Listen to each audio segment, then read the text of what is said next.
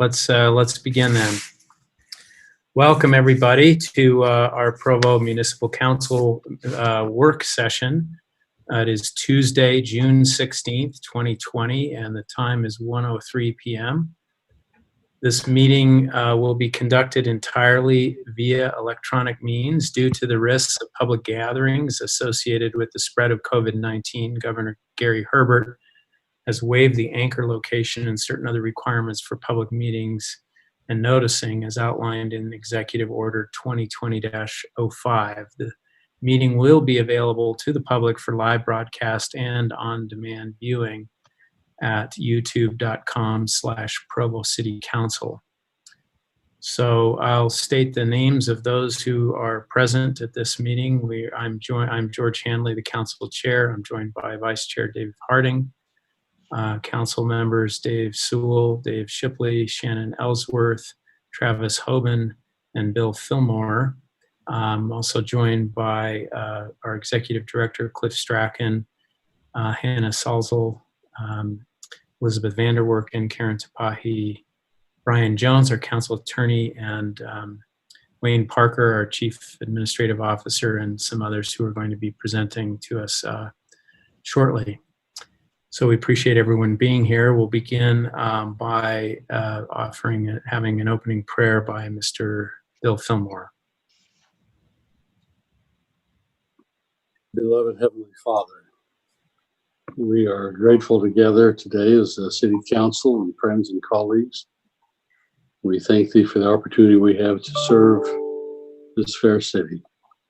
We thank Thee for the camaraderie that we enjoy as a council and for the common goodwill and good intents. We pray that Thy Spirit might abide by us today, that we might think clearly, we might make good decisions, we might understand each other well, and we might do that which is best for the city of Provo. And we thank Thee for the privilege we have of serving in these capacities, and do so in the name of Jesus Christ. Amen. Thank you, Mr. Fillmore.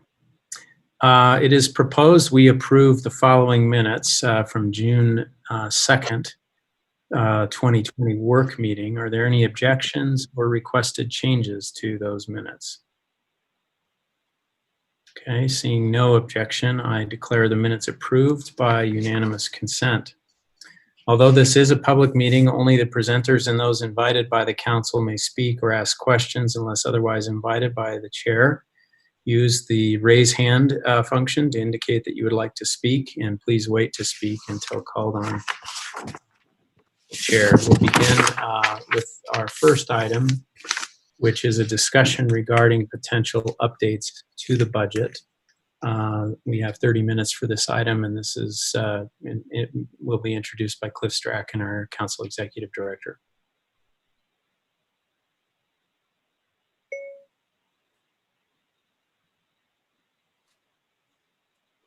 Mr. Strachan, you seem frozen to me. I have now unmuted myself. Okay. Thank you for the opportunity to give an update on some things and to ask for some direction from you.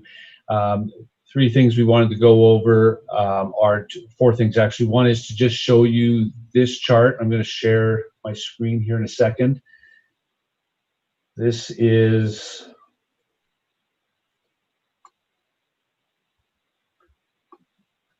an updated, hopefully you see that now. This is an updated a general fund by fund or budget by fund.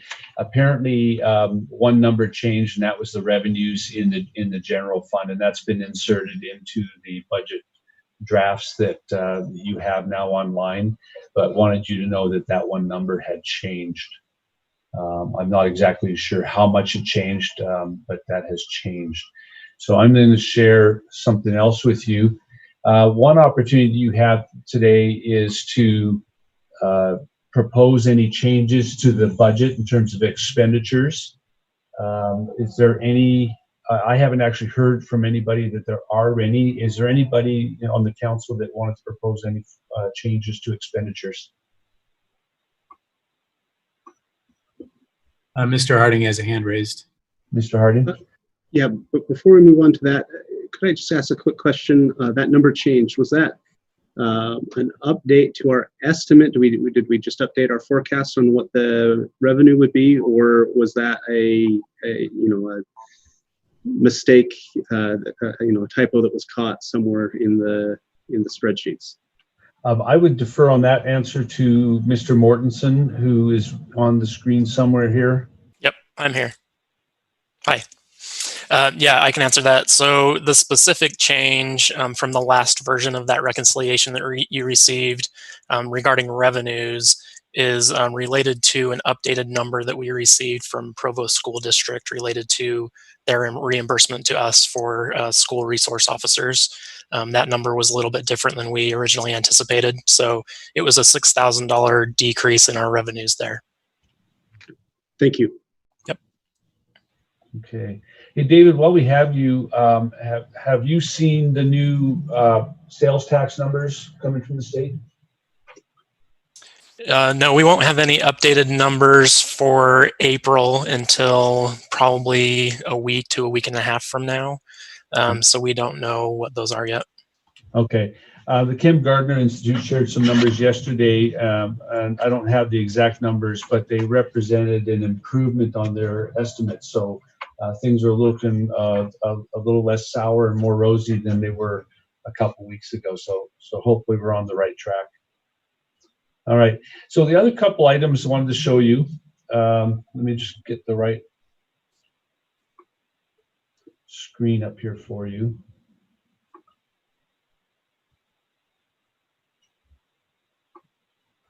Okay. All right, there we are. And share. It's not giving me the right screen here. Hold on a minute here. I apologize. There we go. This should be the right one.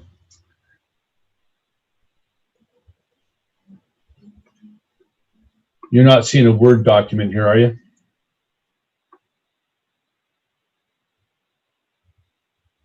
Anybody? No. Okay. Not now. There was something for just a second. Okay, let's try this again. I've got 3 screens up and first 2 didn't work, so let's try. Cliff, try selecting the Microsoft Word window itself rather than like items on your computer. What about now? Yeah, it's showing it now. Okay, so we got the new certified property tax rates. These are them on the right hand side, but we wanted just to show you that because the rate on the general operations and the library went down slightly more than the sinking bond rate went up, we actually, a $200,000 home will receive about a $9 reduction in their property taxes for the city this year, which I think no matter what your value is, people will appreciate that. Okay, so the next item, we talked last time about the Part 4 and the Part 9 wording. We're going to go spend some time on the Part 4 wording in a minute, but the administration was asked to look at their Part 9 wording and let us know if there was going to be any changes to that language. I haven't heard back. Wayne or John, can somebody speak to that?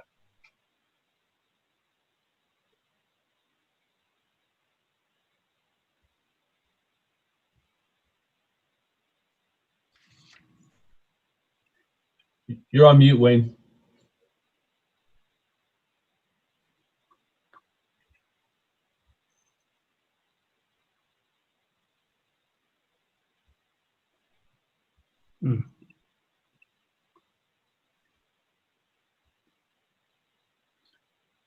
He's not on mute, but we can. Let's see. Let's try again. Still can't hear you, Wayne.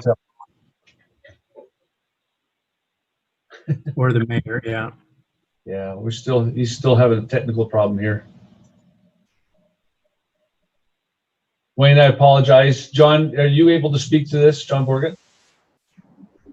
Can you hear me? I can hear you. Wayne, Can you hear me? I don't know how. I'm on mute. Can you hear me? Yeah, we can hear you. Yes.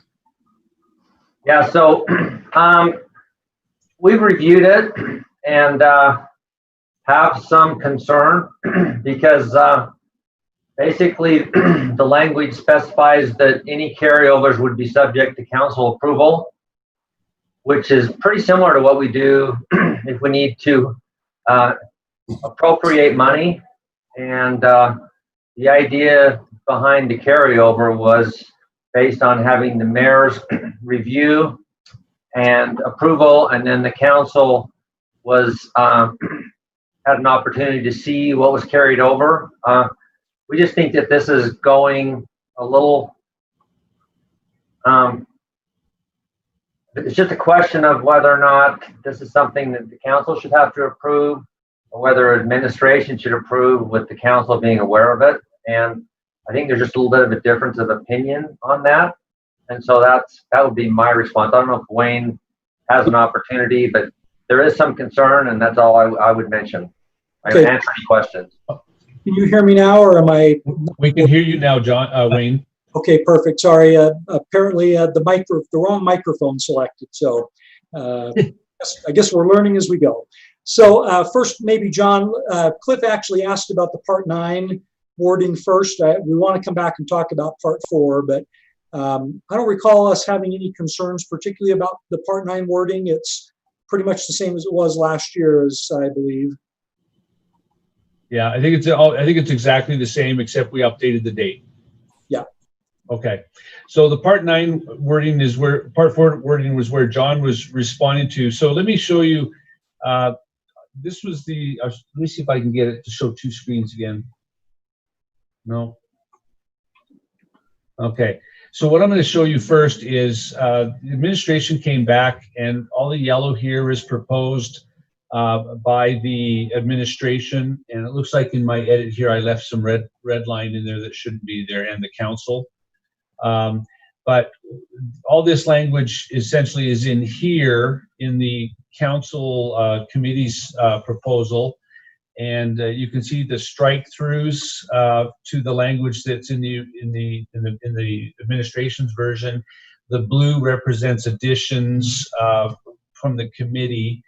And so we wanted to talk about that. Some of these things I don't think you'll have an issue with, particularly correcting the 21 budget, the reported to the council under 2021, identifying 1/2 of the anticipated cost of the election, and just referring so we can repeat the language year after year as the next municipal election.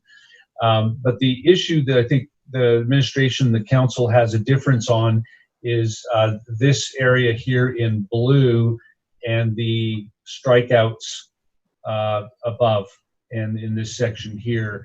And really it comes down to whether or not the council should have the ability to appropriate any unexpended funds, and up to the and how that would work. And I think there's some fundamental differences in the philosophy, and wanted to see where the council sat, where the administration sat, and I'll just step back for a moment and maybe let Wayne have a go at talking to you, and then the council members, you can talk among yourselves.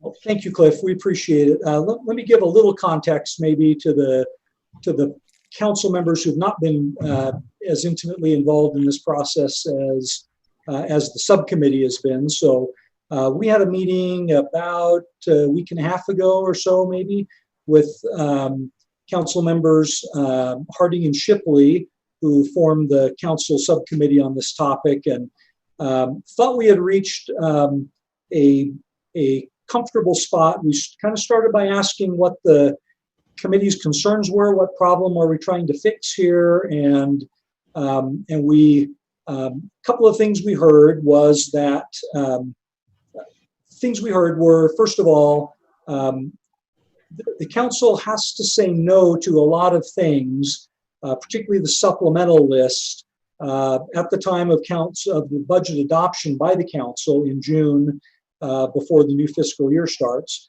And then if there are funds remaining at the end of the year, historically, and I can tell you for the entire 16 budget cycles I've been through at the city, this has been the practice we followed, is that the mayor has the ability to carry over funds within departments. We don't move them from one department to another, but within a department to meet critical needs toward the end of the fiscal year.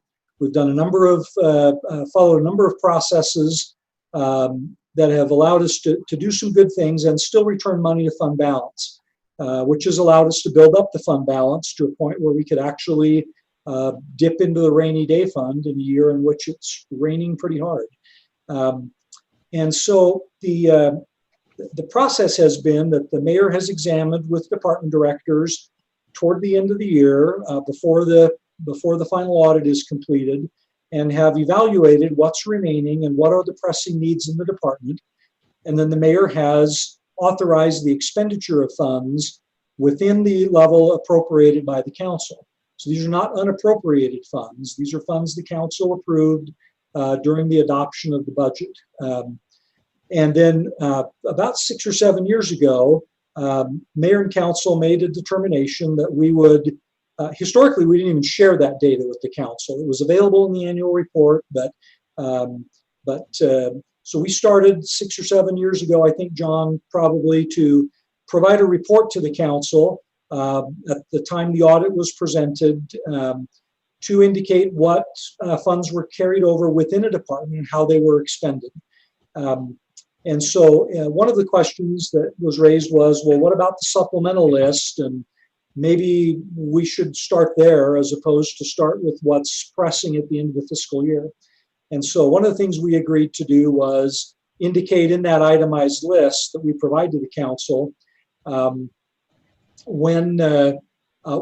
what unfunded supplemental requests were funded as a part of the carryover. So that was one element we brought as kind of an effort at trying to meet specific needs of the council. We also talked, or the council subcommittee.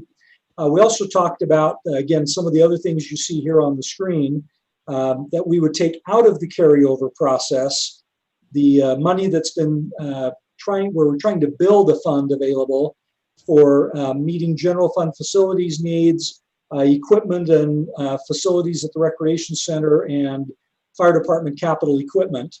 And we would actually just specifically call those out in the budget ordinance, and then not have to consider those as part of the carryover decision. So and the election as well, that Cliff's already highlighted. So we'd actually brought some language changes, which we submitted to the council committee, and then the council committee, at least in my view, took those suggestions and said, wonderful compromise, but we're still going to make you come back and reappropriate your carryovers. And so we're decidedly unhappy. I guess I can put it in that term. We feel like it's trying to solve a problem that's not been articulated. And we've been successful at doing what we've done over the years, and again, over 16 years at least. And I don't know what transpired before I got here, but at least during that time frame, the system has worked fairly well. We will always resist the effort by the legislative branch to preempt the executive branch's prerogatives, and we feel like that's what this is. We also feel that it creates some kind of strange incentives. Right now, departments cannot, they know they can sit down with the mayor and work out their needs toward the end of the fiscal year, rather than just expending all of the dollars in their budget in order to protect their ability. We recognize no budget is fully funded. There are always needs that are beyond what's available in a budget or in an appropriation. And so because the mayor's had a role to play there, he or she has always been able to balance the needs of the department with other needs that could be served by putting money back in the general fund balance. And this will take that to some extent out of the mayor's hands and put it in the hands of directors. And it doesn't allow directors then the flexibility to use those dollars at the end of the year when there's uncertainty about going for a new appropriation by the council. And so we think that creates an incentive for them to just spend the money that's in their budget, whether they necessarily needed to spend it or not, or whether it could be used for a higher and better purpose. And so, so again, we feel like this is we have not heard the reason articulated why we have to disrupt what has been a very successful process, in our view, over many years, and has worked well with, at least in my time, 3 mayors and I think 7 or 8 city councils during that 16-year time period, where the system seems to have worked well, and we've been able to accomplish a lot of good things. So again, if in fact there's an articulated need, there's no particular reason to solve it immediately. The budget ordinance can always be amended during the year if there's a desire to do that. And if we were able to find something that was a solution that both the administration and the council could agree on, then we'd be happy to do that. But otherwise, we felt like we made a real serious effort at trying to meet the needs that were articulated to us, and that's the language you see here in yellow. Okay. Dave Shipley was going to start out on the council stuff, and then Brian Jones wanted to talk about the legal background. Keep in mind, we only have 10 more minutes for this item, so I don't know if we're going to have time for discussion. I'm a little worried about that, but we'll need to move along. Keep it brief. So quickly, then I sent out an email from what ended up being an unknown sender. So I hope everybody on the council, among other emails that you've been receiving, received that email. It basically just articulated the key point or argument that we're trying to make here, which is just that one of the main roles that the state affords us as a council is to appropriate and to approve administration's appropriations as far as budgets are concerned. And so the key issue here in our mind is that we appropriate, we go through a significant process every year with administration to approve basically what they suggest to approve. And I feel like that's been a great process. 1 year into it, I think we've worked very well in collaboration with each other. But then the carryover, the function of carryover by state law or state code actually takes that again back, and in our mind, we interpret that there should be a reappropriation. And anytime there's an appropriation, that council should be at least involved enough to approve and have the approval process. And so we sent out an email with that information. We don't feel like the system's broken. That's not what this is about at all. It's about basically just affirming our responsibility to approve budgets as they should be approved. And when a budget has carryover, in essence, we're talking about money that we no longer have approved, if that makes sense. Those dollars are going to be reappropriated within those departments going forward. And so our idea or our thrust in this is to simply take on our responsibility as council members to approve budgets. And we go through a significant process each year to approve the main budget. And then some years we have significant, we're talking hundreds of thousands of dollars, millions of dollars in reappropriated funds that happen through the carryover process. And it's our opinion that we should simply review and have a public hearing to then again approve those appropriations again. And so that's our thought is just a simple change in the language so that we would both review and approve those reappropriations as it pertains to carryovers. So we've sent out the email. So I don't want to belabor this. We sent out an email with the background and with some of the information as far as law code. We feel like we were out of touch with current state code, and so we've made a lot of progress in what the administration is suggesting as far as just making sure that we're in more alignment with what state code should specifying for these carryovers. But we would take it just one step further. We appreciate where we are at this point, but we would just take the one step to say that, in the fall when we're looking at this carryovers, the administration would still go through with department heads to reappropriate, and then it would be a review and approval process in the fall for those carryovers. So I guess I would open it to Brian had a comment on the legal background, and then I would also defer to Mr. Harding on the committee as well for comments. So just really briefly, hopefully, I had a comment about some of the context about this, and want to first start off by saying I haven't been involved in the policy discussions, and what I'm about to say doesn't actually have, in my view, anything to do with the. One second.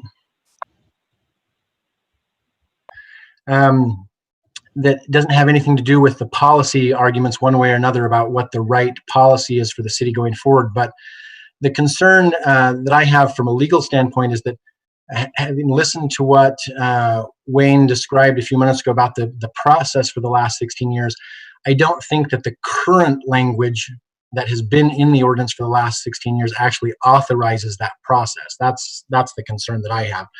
And the context for that was that last year, one of the counselors, I believe it was probably Councillor Harding, but I'm not exactly sure, asked me about the Part 4 language and what it meant. And my response was, well, I don't know. Let me go talk to John. So I went and talked to John Borgett, and he explained to me the process more or less as you've heard it today. But then I went back and started looking at the code and looking at the language in the ordinance. And my concern is that, as you'll see in the memo, is that Utah Code 10-6-130 says that all unexpended or unencumbered appropriations shall lapse at the end of the budget period. So to me, that says that unless there is language specifically in the budget ordinance that talks about unexpended and unencumbered appropriations, those appropriations go away and don't exist anymore. And so then if you look at the language that is in the ordinance right now, in the draft, and that has been in the ordinance for the past several years, it only talks about carrying over encumbered funds. So to address to some degree Wayne's question about is there a problem that needs to be solved, the one problem that I think needs to be solved is that even if the policy is going to stay the same, I think that the wording in the ordinance needs to change to actually approve the policy as it has been for the last several years. So I'm happy to answer any questions about that. And again, I guess I'd just reiterate that that's not an argument that shouldn't be the policy. That's just an argument that I think that if that is the policy that is to continue, we need to work on the wording in the ordinance. Okay. Marty? Thank you. Just with the time that we have, let me just ask, perhaps it might be helpful to the administration to forward the email that was sent out so that they see the arguments or the kind of the logic that we're putting forward. I appreciate what Mr. Parker said. Well, let me just say that I also feel like we've had a wonderfully collaborative effort over the years, on particularly the last several years, with the administration on the budget. And the last thing I want to do is to jeopardize that. As far as administrative prerogative, I think we just need to make sure that we're balancing the roles of the administration with the roles of the council. And perhaps there's some differences of opinion on that. We could explore that more. But Mr. Parker suggested that one possible way forward is to kind of continue to discuss this issue, see if we can come to a consensus on this, because we can always amend the budget. And if you notice, the budget that we're discussing now is the 2020-2021 budget, where we're at the tail end, but we're actively in the 2019-2020 budget. And so the exact same thing that we're discussing now is about to play out, because what we're discussing now is for like 13 months, 14 months from now, where in a month we're going to be facing this with the last budget that was approved last year. And so everything that Mr. Jones just said about what's been the practice hasn't necessarily been authorized by the code, and so it's a lot to get done in a couple of hours before we need to approve the budget. But we can always meet again with the administration, see if we can come to a consensus and maybe make a change that will not only affect the 2021 budget, but the current budget that we're in. Because I do think that there is a small fundamental difference of opinion, but I think the practice and the way that it plays out is, we're only looking for a very small tweak to that, and I think we can get there. So I guess the question may be, should we try to resolve this today, or do we just, perhaps my recommendation would be just to not make any change, knowing that it does not support the practice as it has been in the past, but with the understanding that we will come forward shortly with language that will authorize the practice, and hopefully it reflects the consensus between the administration and the council. If I might suggest a slight difference to that is even if you didn't like all of the administration's proposed language, it better matches where we're going than where we've been. Does that make sense? Because right now it allows us to authorize it this year. Otherwise, if we go back to the old language, we're right back to the beginning where we still haven't authorized anything. Whereas this language essentially is the council authorizing them to spend the unspent balances without having to come back for an appropriation in August, but it's being reported to you in its entirety. So what I might suggest, and Wayne's got his hand up, is maybe a compromise where we go back to, because I don't think I haven't talked to administration. I don't know if you have any concerns with the lower half of that wording that we proposed, but you could put the two of them together and combine it so that the administration has what they wanted on the first half of this, and then we just had the minor corrections about reporting and then the election and stuff for the second half. Wayne? Yeah, so to answer your question, Cliff, I think we'd be fine with that. And I just wanted to mention, in terms of Councilmember Harding's concern about carryovers from this year, I can tell you we will have virtually no carryover this year. And in fact, we'll be fortunate if we can bring the budget into balance by the end of the year. We've already swept out of departments the money which they approved. We've locked that up in an account which can't be spent in an effort to bring the fiscal 2020 budget into balance. Again, given the closure of facilities and loss of revenue as a result of the pandemic, we've been pretty nervous about bringing the entire budget into balance at the end of the fiscal year. So I don't think we're going to be having this discussion in the fall because virtually any money that's remaining will be trying to just balance the loss of revenue associated with the services we've been offering during the last quarter of the fiscal year. So again, I don't think we're going to be having this discussion at the end of the fiscal 2020 budget, and we may not at the end of fiscal 2021, depending on how things go. Okay, David? We're out of time, so let's wrap up. Mr. Harding. I was just going to respond to the suggestion of Mr. Strachan. I think, and maybe we didn't articulate it clearly enough for the administration, but I do think that there is some concern that the past practice has kind of cut the council out of a core function, and so by approving, the what the administration proposed with just a couple changes, authorizes that practice. And if there is a concern that we have on it, it seems to me better to not authorize that, but just kind of put it on hold for another month or whatever until we can find that consensus. I think that would be a better way forward than authorizing a practice that we may have concerns with. So, Mr. Hanley, we'll turn it back to you, but this would be the point to ask for a motion on one of these paragraphs to be inserted in part 4. Yeah, I wanted to make a quick comment and then I'll call for a motion. My comment is I don't want to approve anything that is not agreeable to the administration.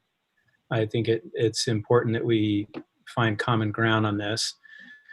And so I do certainly think it's premature to approve anything right now. I guess I'd leave it up to the subcommittee as to where the starting point is to start over. I don't know that it matters in terms of what the motion is, but clearly, in my view, we're not ready to vote on this. And I do have one major concern, and that is from my experience in higher education, when you have that kind of uncertainty about what your funds are going to be the following year, and you don't have that carryover, I've seen that actually backfires in terms of the incentives that it creates. It does create an incentive to spend rather than to save, and I don't like that. And so I recognize that we've relied on some very good people in the administration over many years to do this right. But if we have to update our language to codify it a little more clearly, I'm in support of that. But I'm a little worried about incentivizing or disincentivizing savings, and the administration's capacity to be creative on their end with that. But I do understand. I think we can find a balance. So, Mr. Harding, was that a motion, or Mr. Strachan? I mean, well, Mr. Strachan can't make a motion. You can't make a motion. So, I'm just looking for a motion to move forward here, and then we'll move on to our next item. And I would just point out really quickly, I guess, that what Mr. Harding proposed, in essence, really probably doesn't require a motion, because what he's proposed is to just leave the language as it already is in the draft ordinance, which therefore doesn't require any motion. So if nobody makes a motion, that's what the language will remain as. Then that's the wording that we still have. And you'll just go back and continue to work on that with the administration. Is that the understanding? I think that's what Mr. Harding and Mr. Shipley both indicated they would want to do. Okay. All right. Well, if there is no need for a motion to make that happen, then that's what will happen, and we can move on unless there are any objections to our next item. All right. Thank you all for that work, and thank you to the administration for both expressing your feelings and being willing to collaborate and work with us and figure out a way to resolve this moving forward. So we'll move on to item number 2, a presentation regarding an update on the Innovation Grant Fund Program. This is Mr. Dixon Holmes, our Assistant CAO, who will be speaking along with a number of other people. It looks like Captain Brandon Post, Chief Jim Miguel, Captain Sam Armstrong, and Austin Taylor. We have 10 minutes for this item. Is Mr. Holmes there? I don't actually see Just him. wanted to give you an update. Thank you so much for the opportunity to provide the council an update on the Innovation Fund. This is a fund that was created several years ago to encourage our employees, departments, and otherwise to consider and think about ways to be innovative in how we carry out and provide the services for our community, and even internally, how we go about our work and how we deliver services. So there was a break on last year, but this year we went through a process. We had a committee that reviewed the various submittals. We had 15 submittals. On that committee was myself, Mr. Parker, then Julie Hatchett from BYU, Donna Malakovic from UVU, and Mohit Qatar, who was from our Provology. We asked him as a citizen to participate. And so we had that group review. At the end of the day, there was a couple that dropped out because they didn't think it'd be feasible to move forward. So then that took us to 13. Then we reviewed those 13 and we got down to 6 that we ended up funding.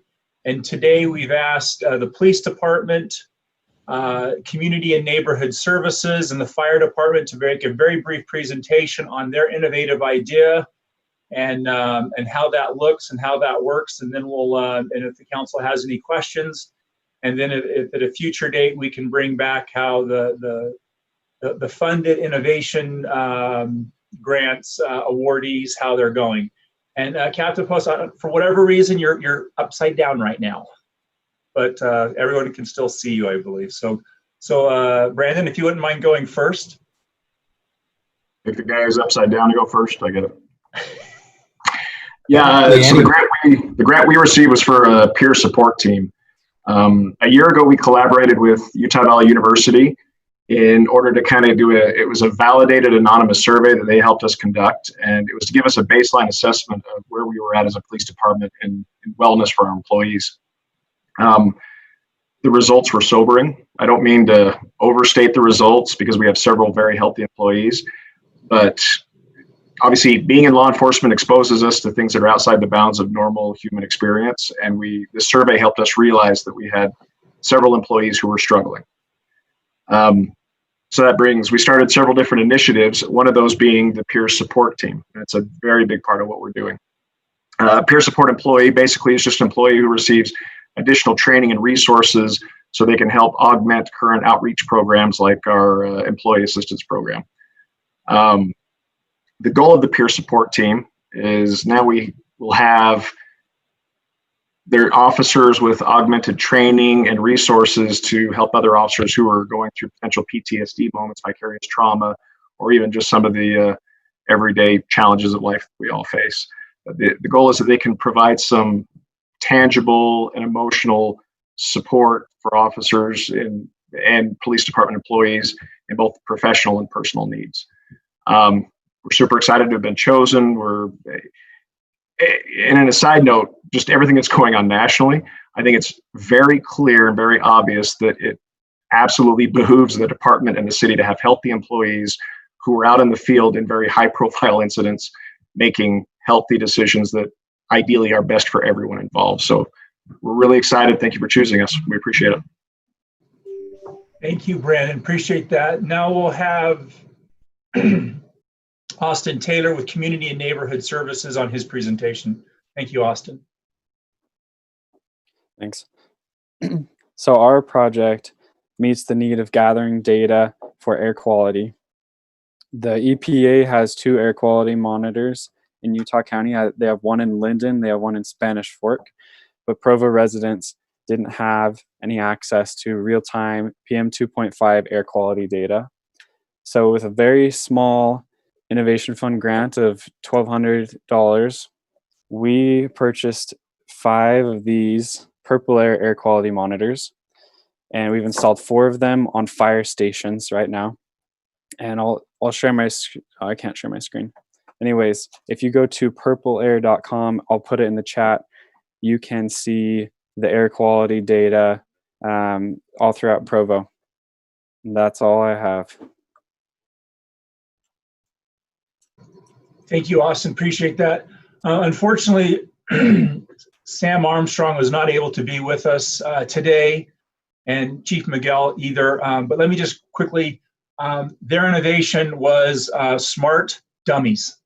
And this is for CPR dummies that allow for real-time analysis of performing CPR.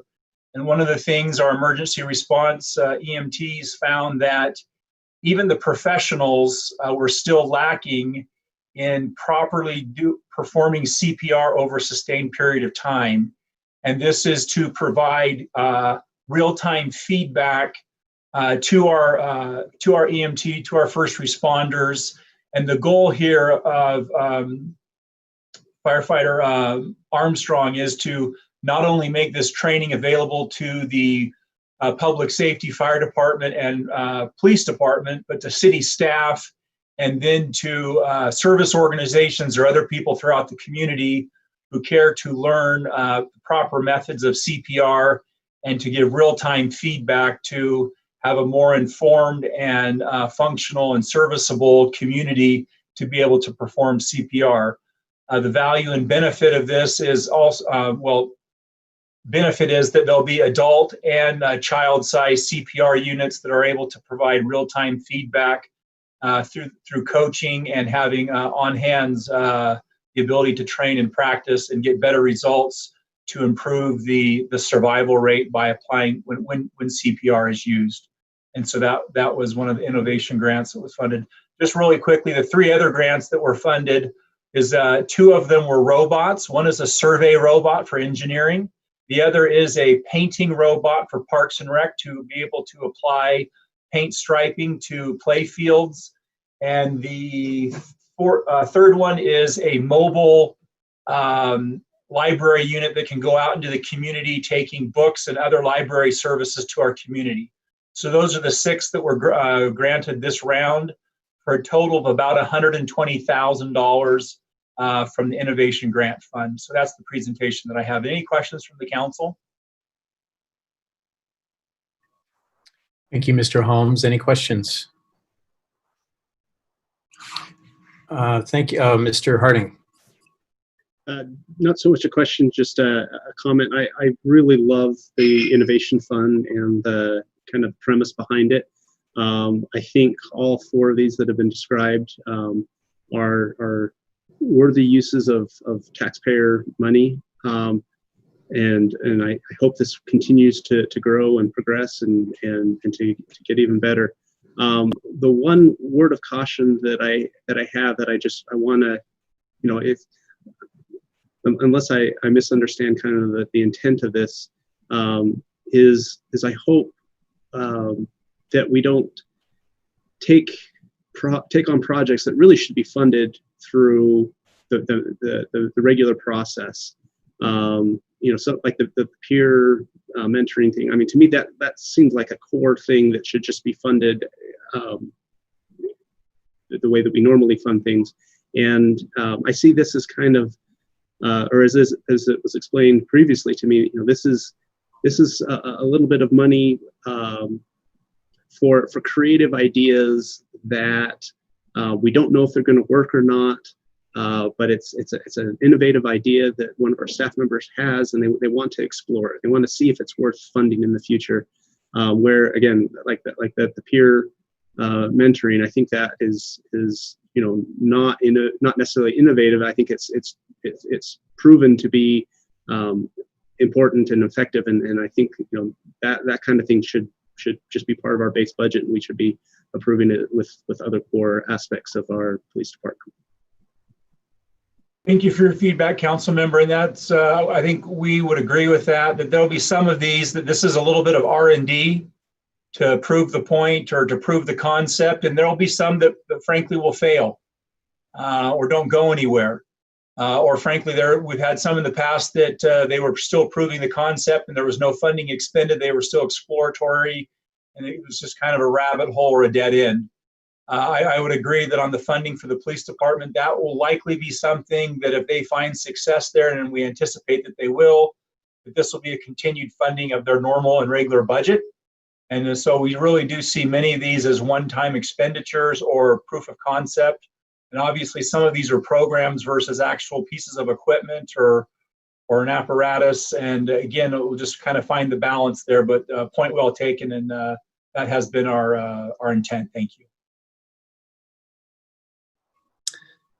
Thank you, Mr. Holmes. I concur. I think it's a great program. Thank you to everyone. We'll move on. We're now at item number 3, which is a presentation regarding the State Auditor's Office Fraud Risk Assessment. This is presented by John Borgett, our Director of Administrative Services, and we have 15 minutes for this item. Okay, thank you, Chair Handley. I think that there should be a PDF slide that should be pulled up right now, so hopefully somebody's got it there.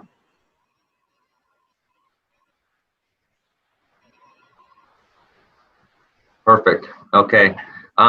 First of all, I want to just give a little bit of a background on this. The State Auditor's Office, a year or two, came out with the idea of doing a fraud risk assessment for governmental entities throughout the state.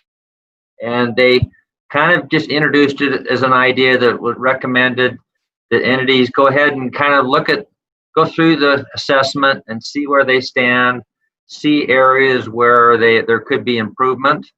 And so it's just kind of a best practices kind of thing. And so as it went out there and it kind of sat around and people kind of played around with it, the State Auditor's Office looked further and further, and they made a decision in this fiscal year that this is such a good thing for organizations to do that they actually required it. And what they required in fiscal 20 is that all entities in the state go through this assessment and then share it in a public meeting with their governing body. And so that the governing body, as well as constituents and others, can kind of see this assessment. I would just mention this is something that as part of administrative services and as part of the finance division in administrative services, we've taken it very seriously. It's a big concern, you know, and internal controls are such an important thing. And I would just say that I think this process has been very healthy, very good for organization to go through and do this assessment. I would also say that even through all the positive things that we've done, it still makes me very nervous just because there's no guarantee, but we want to do whatever we can to minimize that likelihood. And so I'm going to kind of walk through it. David Mortensen is also going to kind of help me because he helped some of the work that's been done for this fraud risk assessment. And the very first question, and by the way, you go through and score yourself, and then it kind of shows up here at the top where you sit. What I'd like to do is come back to that, so we're not going to focus on that part too much.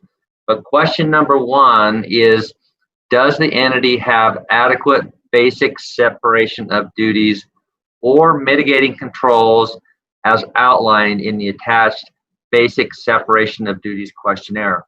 And what's interesting about question one that's unique with all the other questions is it's an all or nothing score, okay?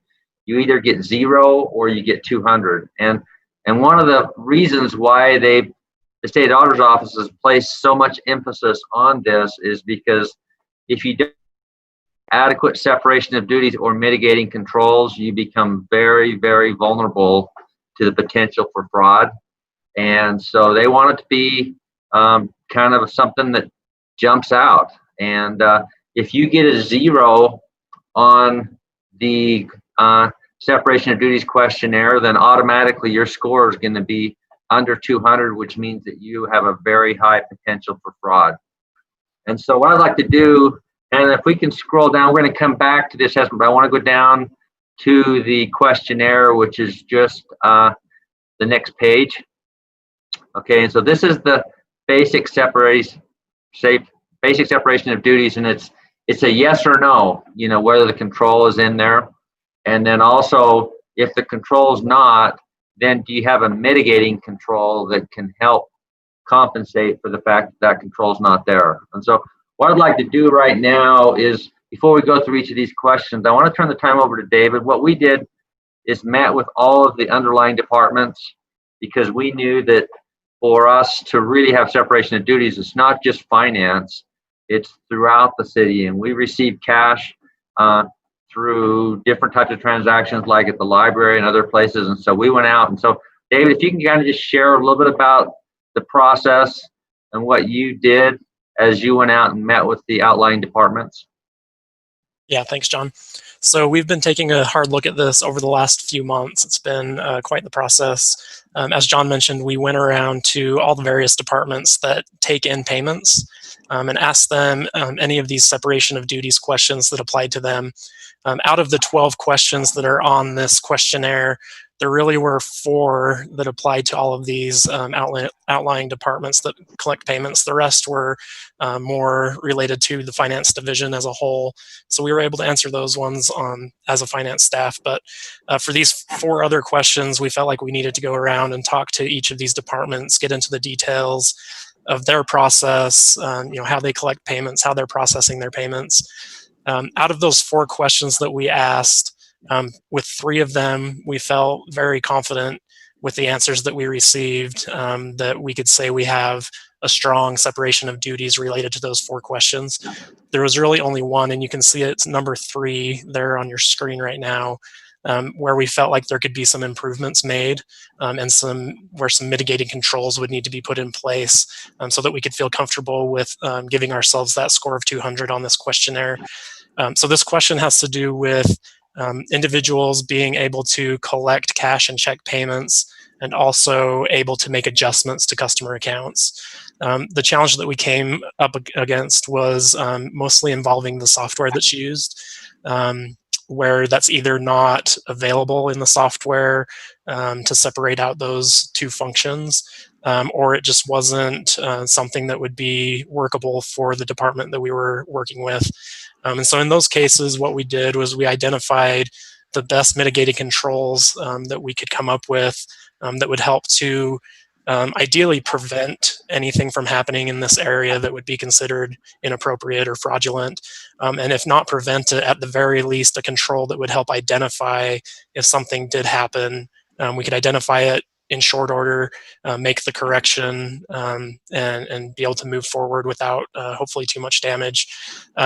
So we are still in the process of strengthening those controls, but we feel like we've implemented at least the detective type of controls in all departments, specifically with reports that can be generated that show detail of all adjustments, reversals, refunds, any transactions like that. That this report reports in various different softwares. It's a little bit different, but the report can be printed by a director, reviewed on a regular basis, signed off on, documented, and kept in a file somewhere, so that if we're ever audited on it or checked on it, that we would have that documentation that they're looking at it.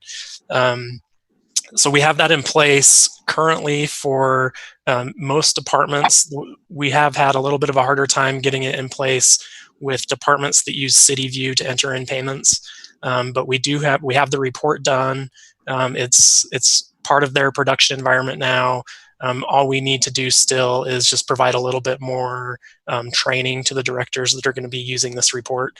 And we're comfortable that we'll have that training done before the end of this fiscal year, so just within the next couple of weeks, so that we're comfortable that that mitigating control is in place before the end of the year.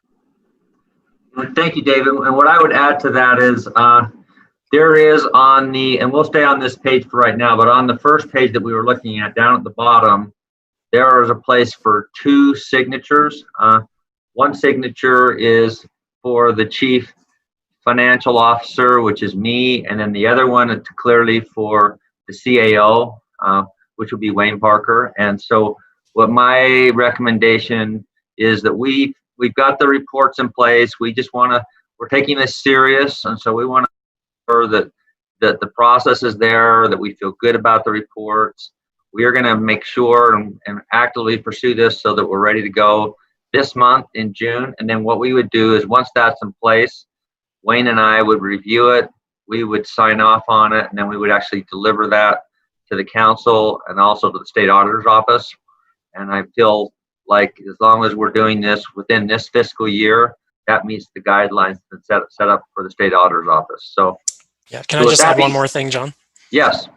So I just wanted to add also that just because we have this control in place doesn't mean that we're done.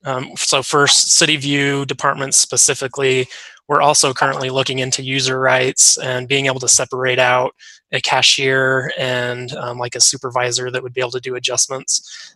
We just felt like that was going to take some more time and coordination with the departments to really find out what works for them. But once we have that all figured out, it will create an even stronger control. But we felt it important before the end of this fiscal year to at least get this detective type control in place. So yeah, and thank you, David. This is a process, and I think it's as we work in these areas, and I would also mention that this morning we met with our audit committee and had this similar discussion. And I think as we have these kind of discussions with the audit committee and as we move forward, we'll be able to just get in a better and better place over time. And I would just say, and I'm going to highlight and mention a couple of areas where we've made some changes that were just the result of this process as we're getting in a better and better place. So let me just kind of walk through these. I think they're important enough that we should. The first one really has to do with small entities, and there are a lot of small entities throughout the state. But the question is, does the entity have a board chair, which would be our council chair, a clerk, which would be David or myself, a treasurer, which is Dan Follett, who are 3 separate people. And so with Provo being a little larger, this one's not an issue, but they just want to make sure that you have that separation. Number 2 are the people who are able to receive cash or check payments different from all the people who are able to make general ledger entries. Our general ledger entries are limited to just finance. We really don't have individuals outside of finance that are making general ledgers, and we also don't have individuals in finance that have access to or receive cash or check payments as well as making general ledger entries. So we're okay there. David talked about number 3. Number 4, are all the people who have access to blank checks different from those who are authorized signers? Yes, we only have blank checks and print checks in finance. We have a good control there. Does someone or other clerk or treasurer reconcile all bank accounts? Yes, we have somebody that doesn't have access to cash that's separate, that does all the bank reconciliations timely on a monthly basis. Does someone other than the clerk review periodic reports of all general ledger accounts to identify unauthorized payments or recorded in accounts? This is one of the questions that David went out and asked in individual departments, and the information that we've got, departments are reviewing reports. They're reviewing discrepancies with those reports, budget versus actual comparisons, and we have a lot of departments out there that are doing a good job at this, and then we also do that within finance. Number 7, our original credit purchase card statements received directly from the card company by someone other than the card holder.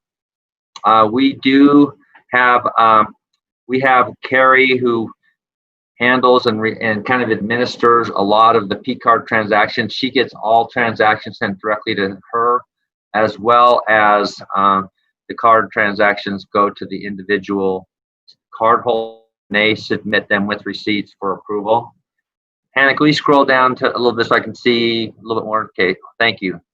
Number 8. Over time. We on 8? No, we're on 9. No, we're on 8.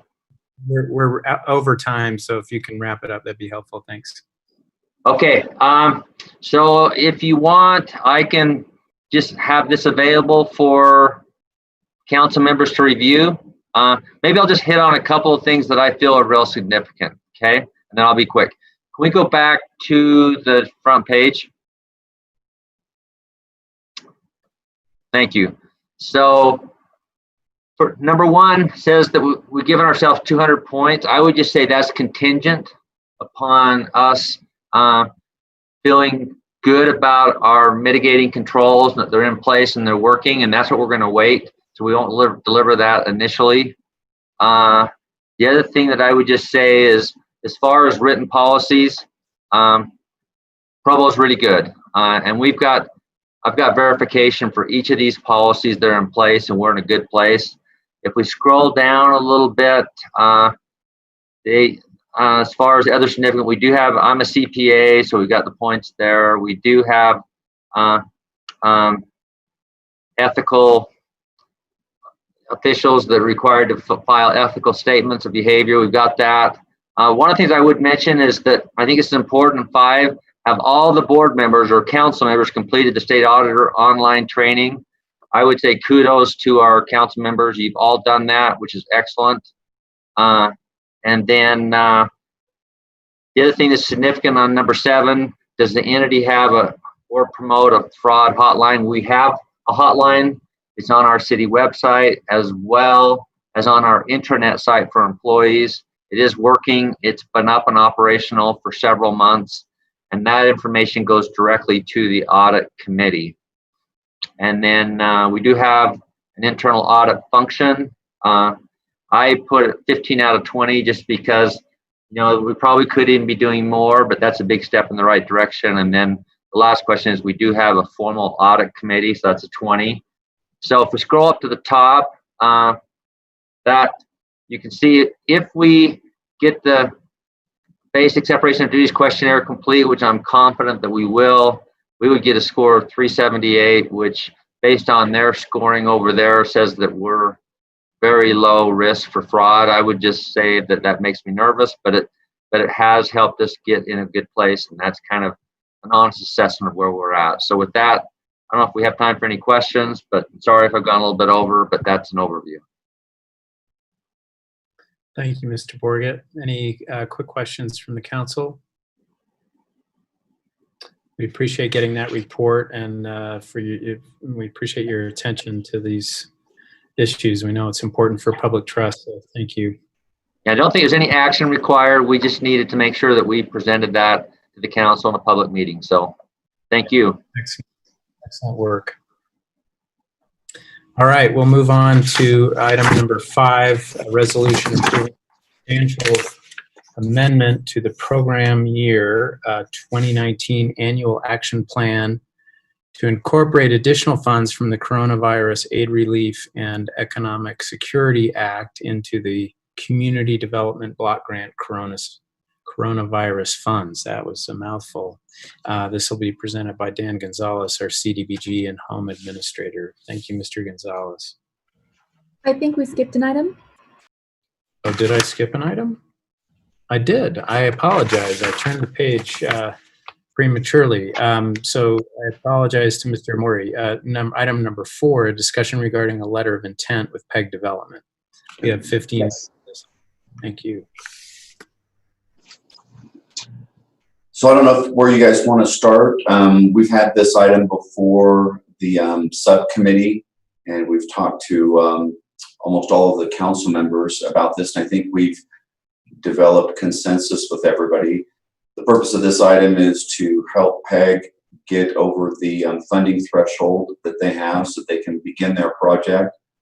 We've had a lot of discussions back and forth with them and tried to create a scenario where there's very little risk to the city. And so basically what's before the council now is the ability to enter into a letter of intent with PEG. And once we do that, then we'll finalize a lease agreement with them and with our attorneys and internally make sure that it's covered all the bases and we've eliminated the risks that we can on that. And we'll bring that lease agreement back before the city council in July. So I don't know if there's any questions. We've met with all of you and I think answered most of them, but we'd be happy to answer any additional questions that you might have. So just to clarify, unfortunately, we didn't get a chance to talk directly to Mr. Hoban. We kept missing each other on the phone. So, you know, we have tried to reach out to everybody. And so we'd be happy to, again, as Mr. Mori stated, we'd be happy to try to answer any questions you might have about this item. Thank you. Any questions for Mr. Walter or Mr. Mori? Mr. Fillmore. Not a question so much, just a commendation. Dave Shipley and I worked closely with these gentlemen, and I thought they did a great job tightening up our negotiation, our position. And it looks, I think I can speak for Dave, that we're very comfortable with where this is headed. And it should be a no-risk result for the city.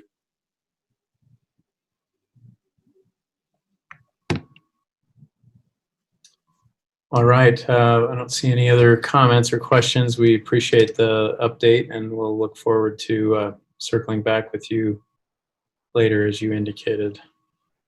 Okay. Thank you. Thank you very much. All right. We'll now turn again, sorry, Mr. Gonzalez, to item number 5. Again, a resolution approving a substantial amendment to the program year 2019 annual action plan to incorporate additional funds from the Coronavirus Aid Relief and Economic Security Act, or CARES Act, into the Community Development Block Grant Coronavirus Funds. Mr. Gonzalez. Hello, thank you. Thank you for giving the opportunity to make this presentation. One of the many funds that the city has received comes from the Community Development Block Grant in response to the coronavirus. Received an allocation of short of $750,000. The exact amount is $745,997. By the way, I did have a presentation. I'm not sure if it's available.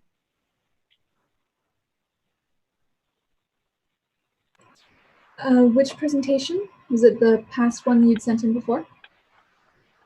Is the one I sent yesterday, yes. I don't know that I got that. Give me just a moment. Hannah, Okay. I believe I put it in the minutes folder and it should be in the issue file as well. Oh, great. Thank you.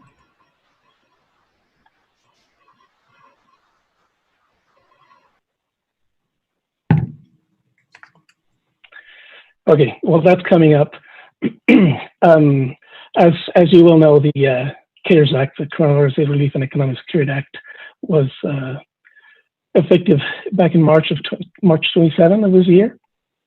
And as I mentioned, there's a special allocation that the city is receiving through the Community Development Block Grant. One of the particularities of the funding is that it must be exclusively used to prevent, prepare for, or and respond to the coronavirus. So any other activities that we undertake have to have a very direct connection to one of those three things, and mostly because of where we are in time now, will lead to responding to the pandemic. There are some other differences with this funding. One of them being, there is presentation.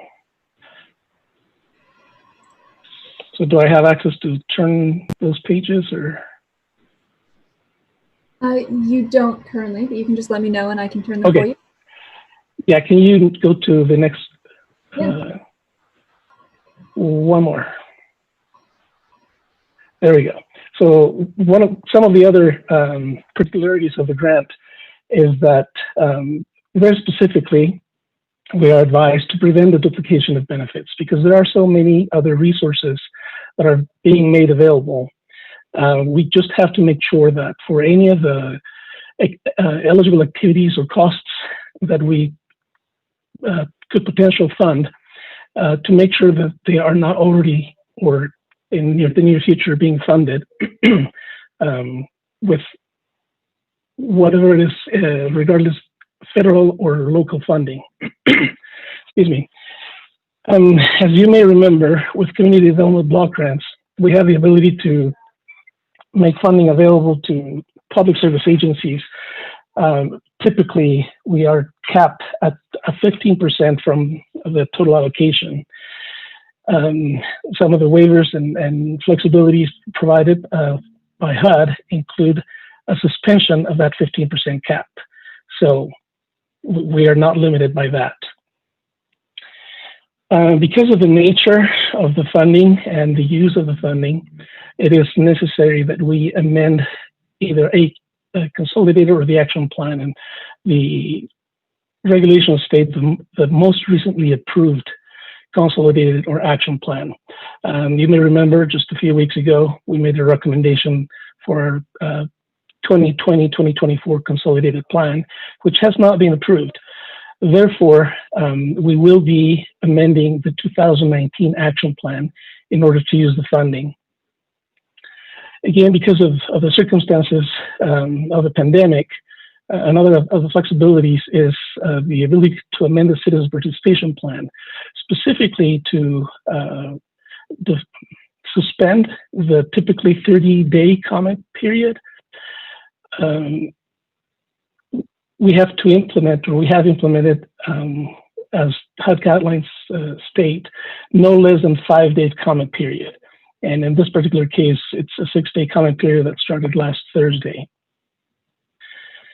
Unfortunately, there are still some guidance that we need to receive, but we're moving forward with what we have so that we can start using the funding. Next slide, please.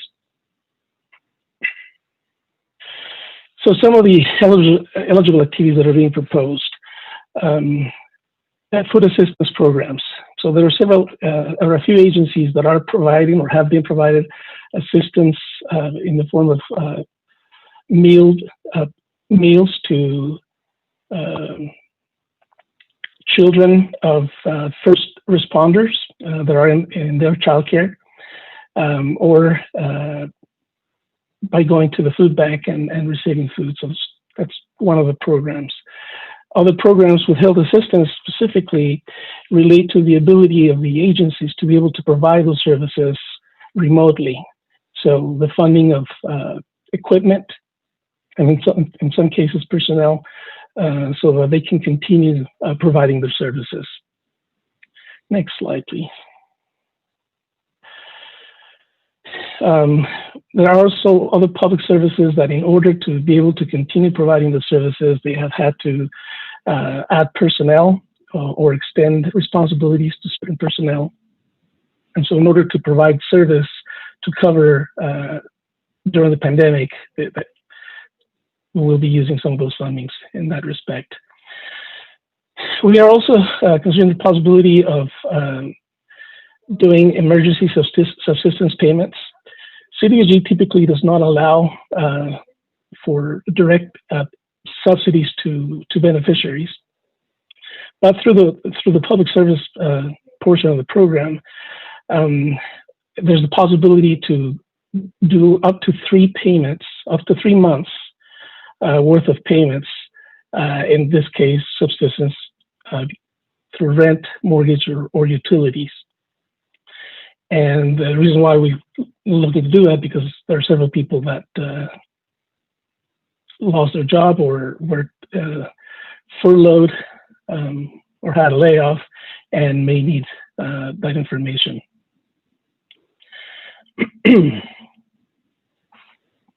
Sorry, I saw something coming through the chat. Okay.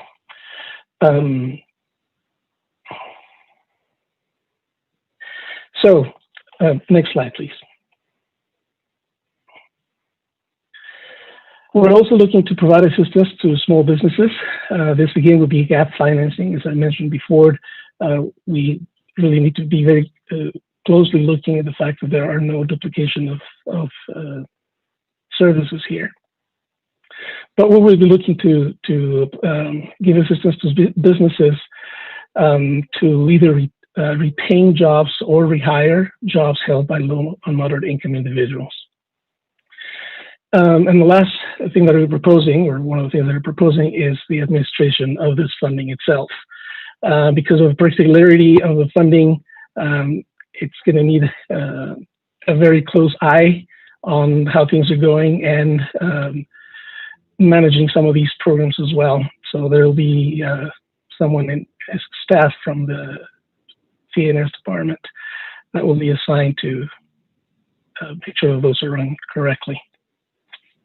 Well, I will be also giving some high-level overview on the management of it. Next slide, please. Okay, so this is the recommendations that we're proposing for funding. 149,199 is the 20% for the administration costs. And then you see there are several agencies that requested funding. How we went about through this process was collaboratively with Utah County and Orem in taking requests from the different agencies, looking at what it is that they needed, how it could be best covered by this funding, but also ultimately looking for the better way of administering the funding.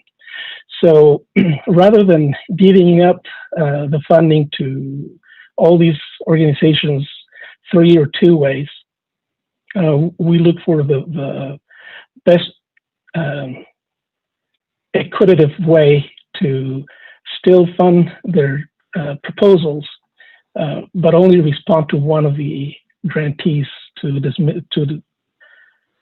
reduce the management time and the administrative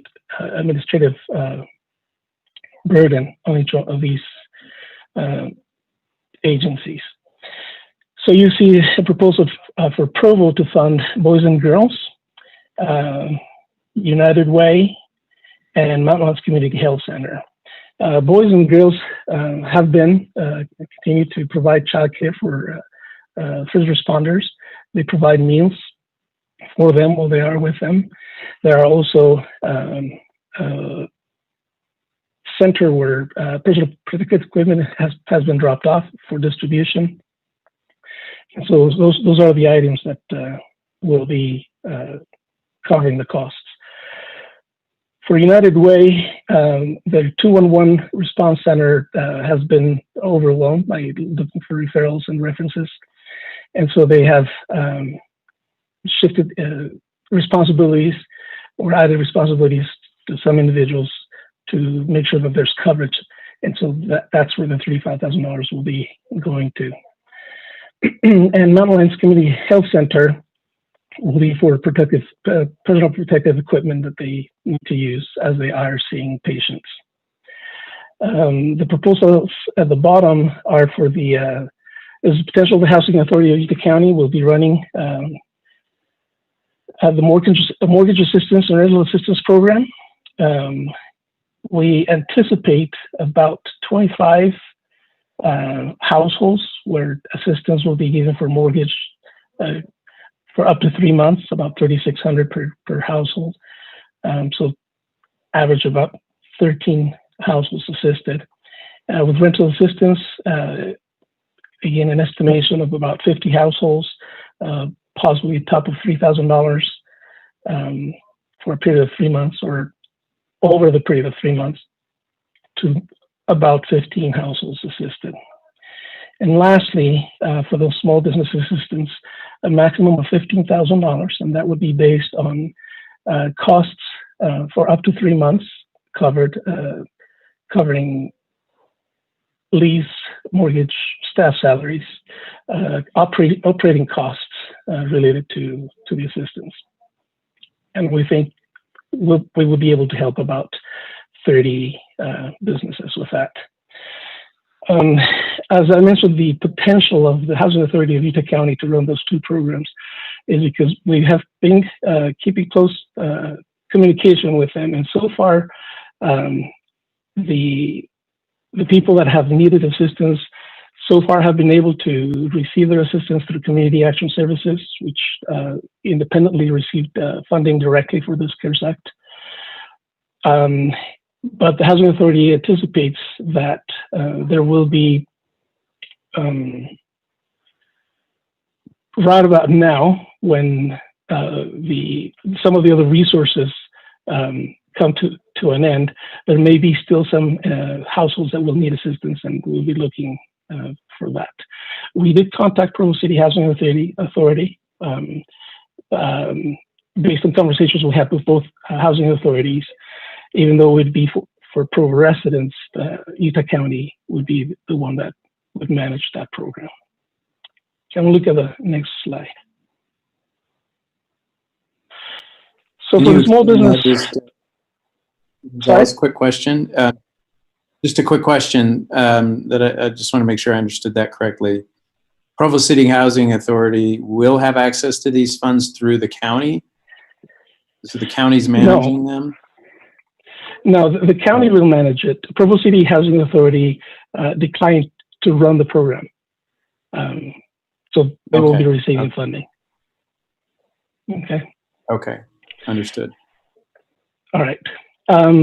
So for the small business assistance, we have been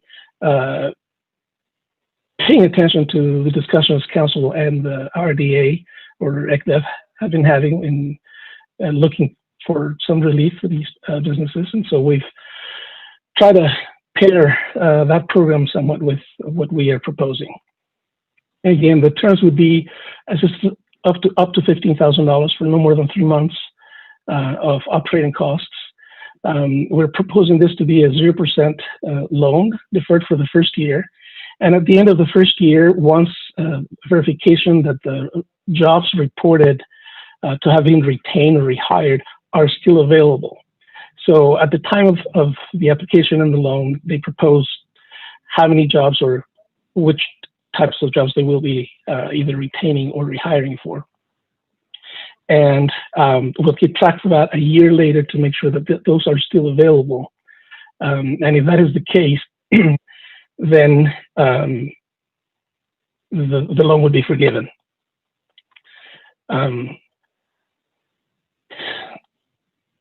If for whatever reason they were not able to hold to those jobs retained for low, moderate income individuals, then they will start repaying the loan on a 5-year plan, up to 5-year payment plan.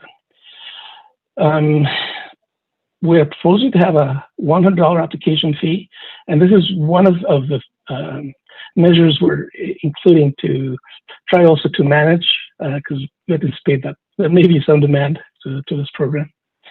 Can we look at the next screen?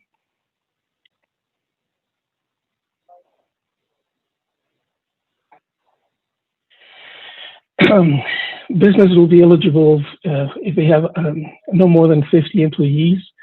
There'll be verification that they have been in business at least since December 31, 2018. So we want to make sure that they have been in business for some time. But they have no pending applications, so there are not duplicative funds coming to them to cover the same costs that they are hoping to fund with this program. Also making sure that the business is still running at the time of the application, they're not in bankruptcy, or they have not filed since March of this year, that they are current with city fees and property taxes, and that we'll be requesting a documented loss of the revenue that is due to the pandemic. Next slide.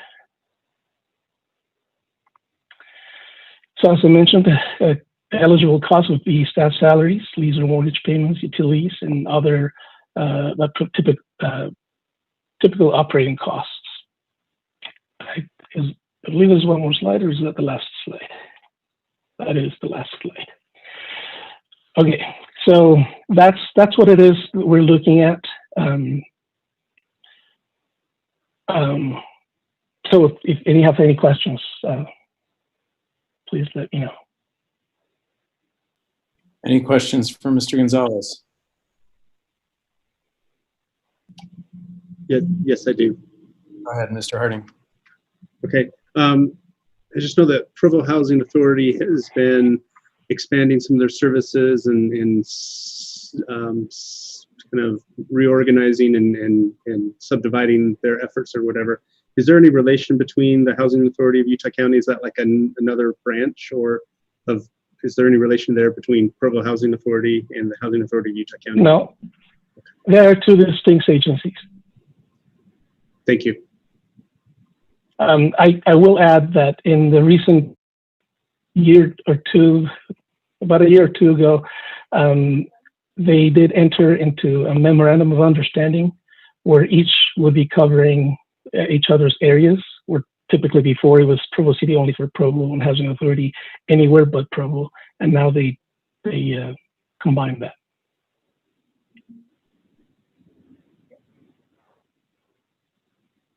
All right, any other questions from Mr. Gonzalez?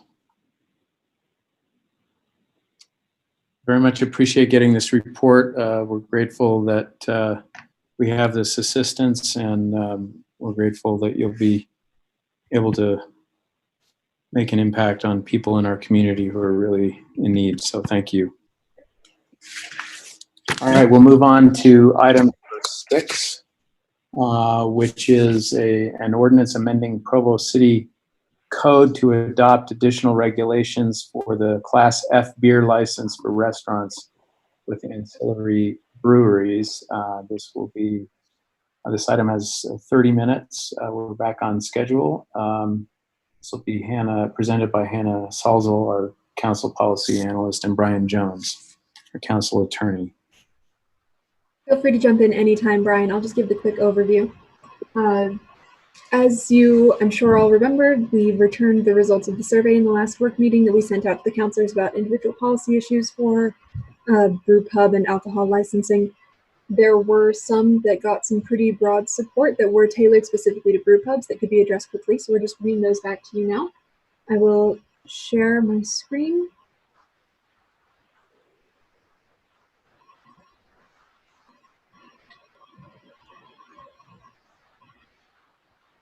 It's just an update to code 16.14, which is where a lot of the alcohol beer licensing is.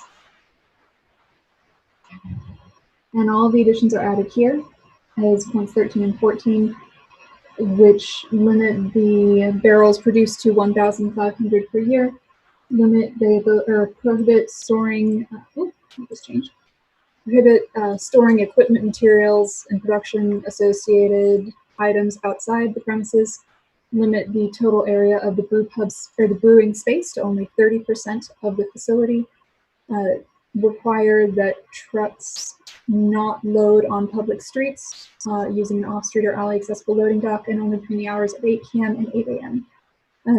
And 14 states that no more than 2 will be allowed per contiguous instance of the zone, as discussed in the last meeting. Thanks, These Hannah. I don't know that I have much more to add to that other than just in drafting this, I took those items, the proposals from were the subject of the survey, and tried to put them into code language as simply and plainly as possible. This was reviewed by the committee last week, I believe, and there's been, there's such a difference of opinion on the various topics related to this Class F license that there was not as such a recommendation from the committee to the council that this ordinance be adopted, but there was a recommendation from the committee to the council that this language comported with the council as a body's instructions resulting from that survey, and that this should be brought back to the council to consider and vote on as representative of those survey results. Exactly.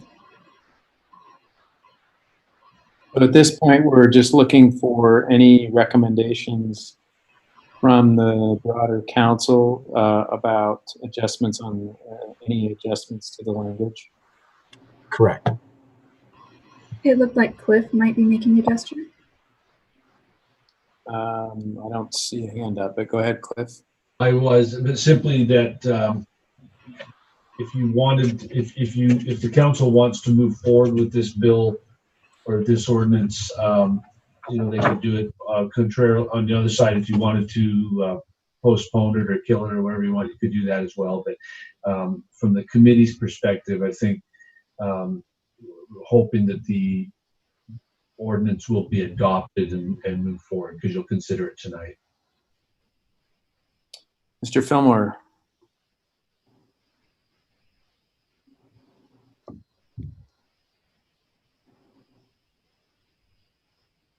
You seem to be muted, Mr. Fillmore. Sorry about that.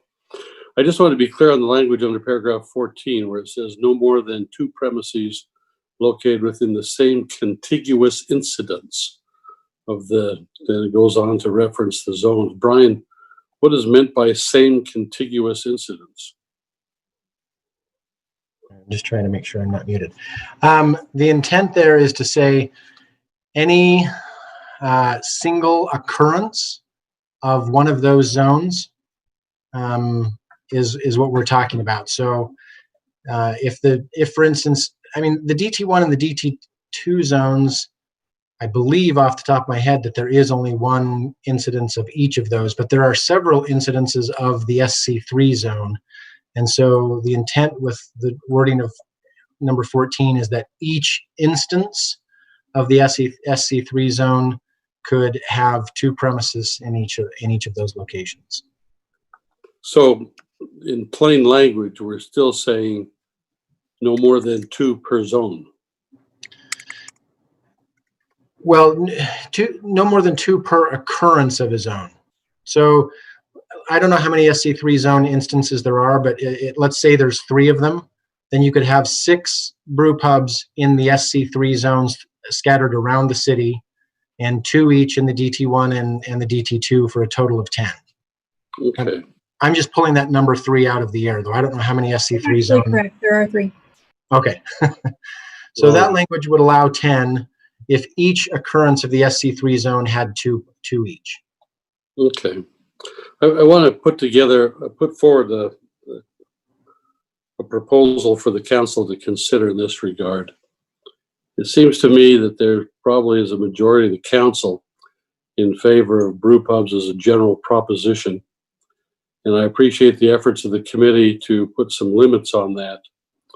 But in light of the fact that the brew pub issue has been fairly divisive and fairly controversial, and is also facing a potential referendum, I don't understand why we arbitrarily say it's okay to have at least 2 per zone.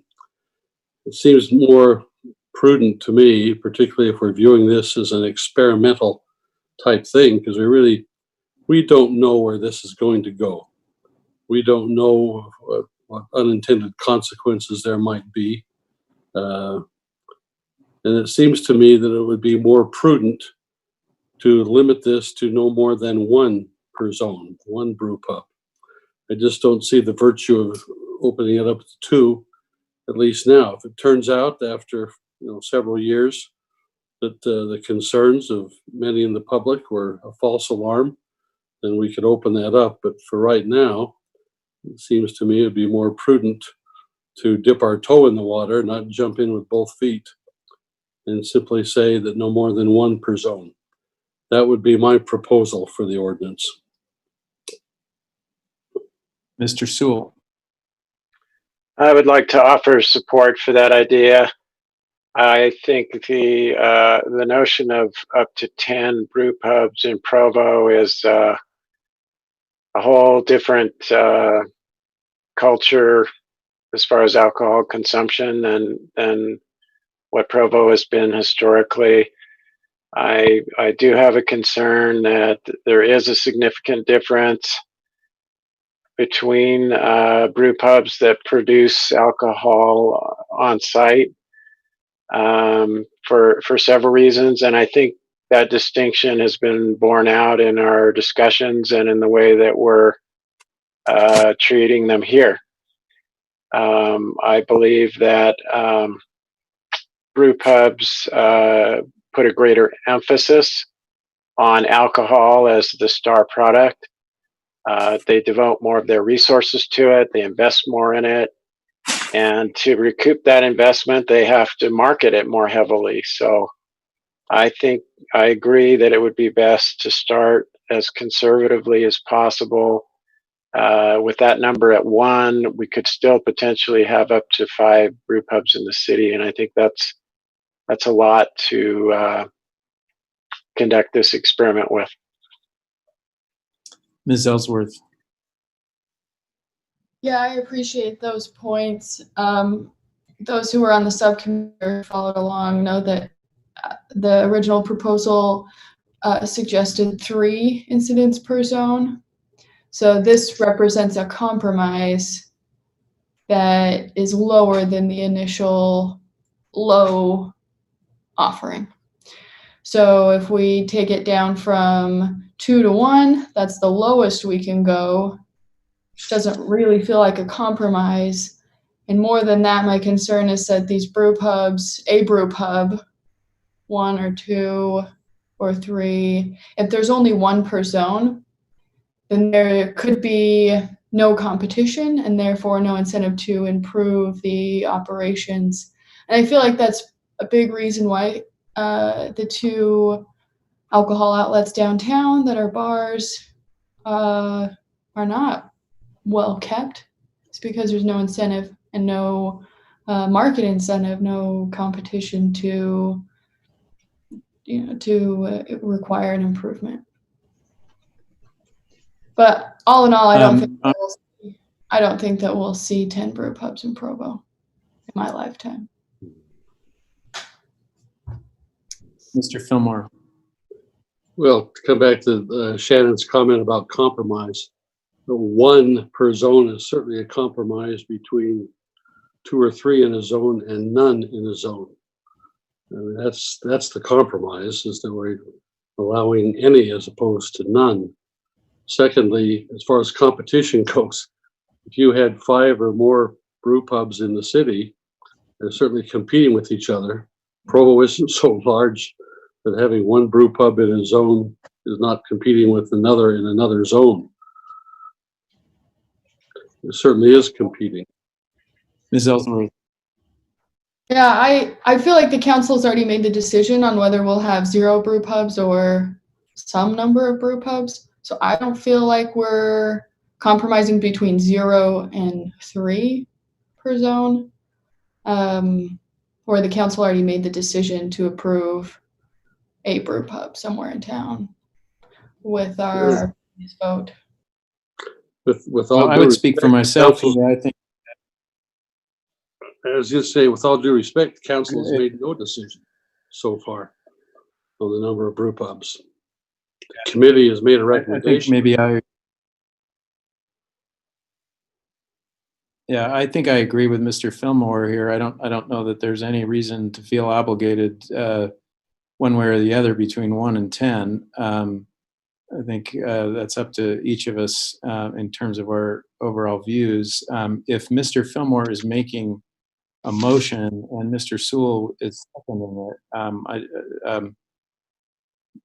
let me rephrase that. Are you making a motion, Mr. Fillmore, and Mr. Sewell, were you seconding that? That we would Yeah, I suppose I am. adjust the language. Okay. Then I would be happy to second that in that case. And the motion is to change the number from 2 to 1 in that last line, which is no longer visible to me. But any further discussion of this? I guess I've already said a little bit, but I'll say a little bit more. I'm inclined to support that. I think it's something, as Mr. Fillmore indicated, that we can adjust at a later point if there's a compelling reason to. But I'm not persuaded that there wouldn't be competition for high quality, and I think this allows us to move forward with what was voted on, but within sort of reasonable limits. Mr. Hobin. So we're in the discussion stage of that motion. Mr. Hobin. Okay. Well, I was going to ask if I could see if staff would be able to put up those 5 different instances of zones, and we could see how close they are to each other. I can tell you what they are, Travis. DT1, okay. DT2, so they're both downtown. And then one at the Mix, one at the Riverwoods, the shops at the Riverwoods, and one at the mall. So they're pretty spread out in town, except for the DT1 and DT2.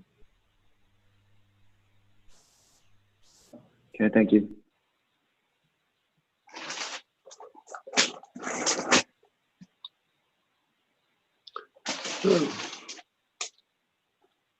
Any other discussion of this motion? Mr. Fillmore? I would like to hear Mr. Harding's views on this, since he was a member of the committee. Is that all right, Chair? Go ahead. I'm kind of exhausted of 4-3 votes. This looks like it's shaping up to be another 4-3 vote.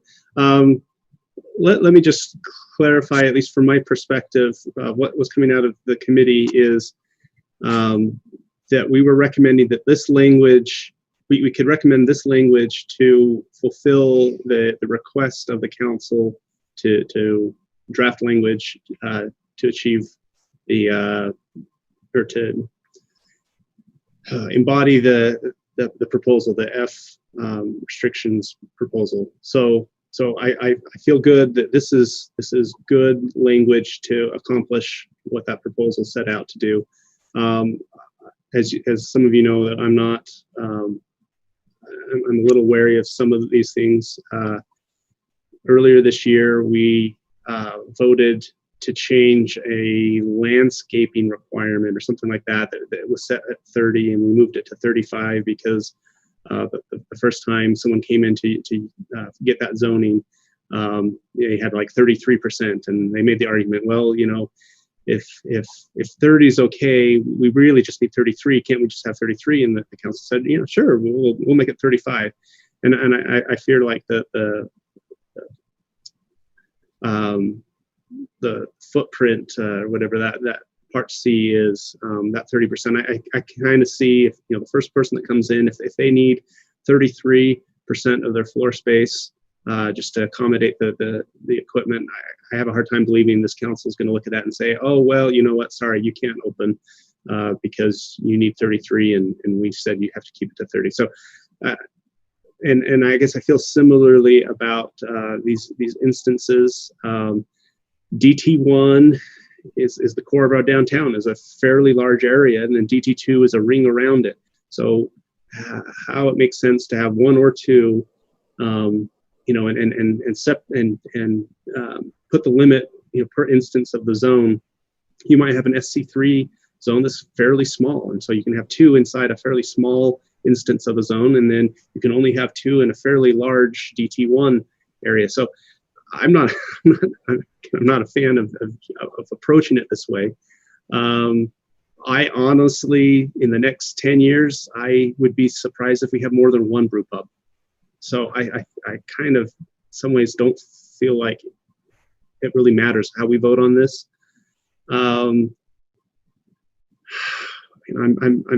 Yeah. So I'm not a fan of it either way. So it's hard for me to decide how to vote, and unfortunately, I feel like I'm going to be the fourth vote on either side, which I'm not excited about either. I guess. Sorry, I'm just thinking out loud here. I guess my last thought is I do think there's a better way to kind of make sure we don't have clustering.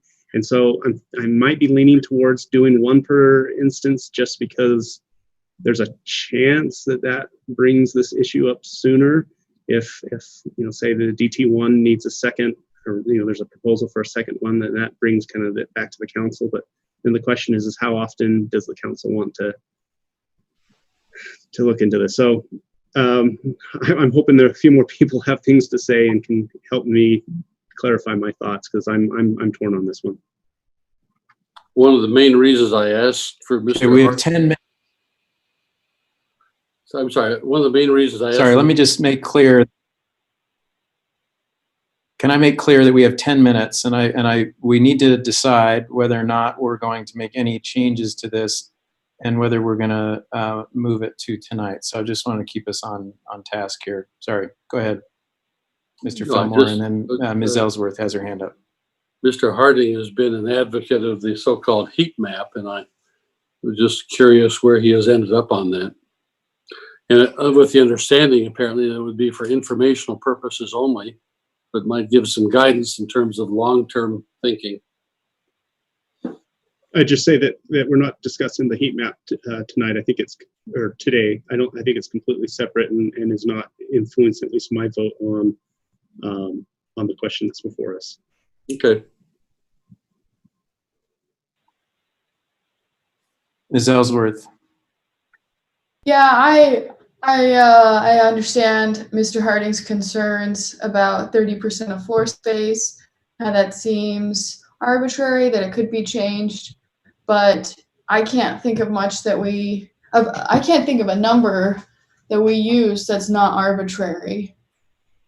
Every number we create is arbitrary, right? Like 3 people living together who aren't related is legal, but 4 people unrelated living together is illegal. Like, that's arbitrary, right? Or setbacks on property lines, also arbitrary. Height on a building, pretty arbitrary. So I understand that there's some business owner who may come in and want some amendment, and this is the first time where Provo has created an F license for brew pubs. So we'll have to be flexible in the future. All right. Well, if Mr. Hoban. Yep. Sorry. Mr. Sewell, I'm curious what problem we're trying to solve by going from 2 to 1 from your perspective, just because you supported the motion. I'm just curious why 1 as opposed to 2 is going to make a significant difference, and what problem we're trying to solve. Well, from my perspective, the problem that we're trying to solve is that we're inviting investment in local branding and production of unique flavors of alcohol, and I believe that will result in significant additional investment in marketing, basically making alcohol more popular in our community, alcohol consumption. You know, I don't have any data as to the extent of that, but I'm very confident that over a long enough period of time, it will be significant. And so my thinking is just let's, if we're going to do it, let's start cautiously and slowly and limit it. I think one downtown is plenty to see what the effect is going to be. Well, actually, I guess this would be 2 if you consider the DT2, or at least the potential for 2. So yeah, I'm just trying to limit what I perceive as the potential damage to our alcohol culture and the resulting additional consumption that comes with that and all that goes with it. And if I could add my perspective on this, why I think I am supportive of just one, is that the ambiguity of a brew pub in terms of whether or not it's just like every other restaurant or whether it has a distinct difference, that to the degree that it does have a difference, which it certainly does, it's not a massive difference. I recognize that, but I do think that difference becomes more significant when there are more instances of the brew pub. So my inclination is to keep it at a minimum, to reduce that possibility, to let it fold naturally into the offerings of restaurants in our city, and to keep it as far away, keep us as far away as possible from any kind of a district feel that could emerge if there's too many. So, and I would also say, just for the sake of going back to this issue of compromise, let's not forget that there's a significant portion of our city that didn't want this at all, and that there is a pending possible referendum, and I do think all along it seemed to me, from my position, that the fair approach to this would be conservative in terms of limiting the number and frequency and some of the other issues that are related to it that are in this F license. So I'm ready to vote for this F license as it's written with this one amendment, and that's kind of my reasoning. Mr. Hoban. Mr. Sewell, Mr. Fillmore, if we were to, a majority, 4 votes, were to agree to lower this from 2 to 1, would you be able to get behind this and approve it and move forward? I'm not sure what you're saying. I've made the motion to limit it to 1. So tonight, though, we'll have to approve that. And also, there could, of course, be, tonight it'll still have to be approved. And that's correct. No, my intent would be, I propose this as a compromise, and I would be voting in favor of it. I'm not thrilled with it, but it's a reasonable compromise. Thank you. Same goes for me. All right, I'd like to call for a vote then on the motion. If there's no further discussion, and seeing that we have minutes remaining here. So I'll start, if that's okay, I'll start with Ms. Ellsworth. Go ahead. Yes. Mr. Fillmore. Yes. Mr. Hoban. Yes, supporting the motion to reduce from 2 to 1. Mr. Sewell. Yes. Mr. Shipley. Yes. Mr. Handley, I will vote yes. I called myself Mr. Handley just now. Mr. Harding. Yes. Okay, so the vote is unanimous to amend the language for the Class F license from 2 to 1 per incident per zone. I don't know if that's the right phrasing. Mr. Sewell. I just want to say I really appreciate this gesture and the effort to find some common ground. I do too. This So, Mr. Harding, your fears of another 4-3 vote are overcome, maybe. Yeah, Mr. Sewell, did you? I was trying to lower my hand. I think I did it for you. So, okay. Is there any further discussion now on this Class F? Otherwise, we will move to have this brought back this evening for a vote. Okay. Mr. Hanley? Yes. Might I just add that this has been a difficult issue for the whole council, as it has been for many in the community, and I think it's been a good effort at policy making. You're now in a situation where you have a land use ordinance that's been approved. You have a situation where you've created the Class F license, and now it falls on you to choose tonight whether or not to add this language that further strengthens the Class F restrictions on brew pub. And so I congratulate you for making sausage the hard way. It's hard work, and it's not the last of it. I will tell you that the petition out there has 1,505 signatures, I think, as of yesterday. And so they're halfway to putting this Class F license on the ballot anyway. But keep at it. It's hard work, and you're doing well at it. Thank you, Mr. Strachan. All right, we'll move on to item number 7, which is a resolution approving and adopting the Community Reinvestment Project Area Plan and Budget for the Riverwoods Community Reinvestment Project Area. This will be presented by David Walter, our Redevelopment Agency Division Director, and we'll have 15 minutes for this item. Thank you, Mr. Walter. Thank you. So this item is as Chair Hanley suggested, that this is the creation of a redevelopment project or community reinvestment area. It's the new name under the state legislature for the Riverwoods area, primarily around the Qualtrics facility. You may remember that at the end of last year, when we started this process with the survey area, that we had a project area that was roughly 200 acres in size.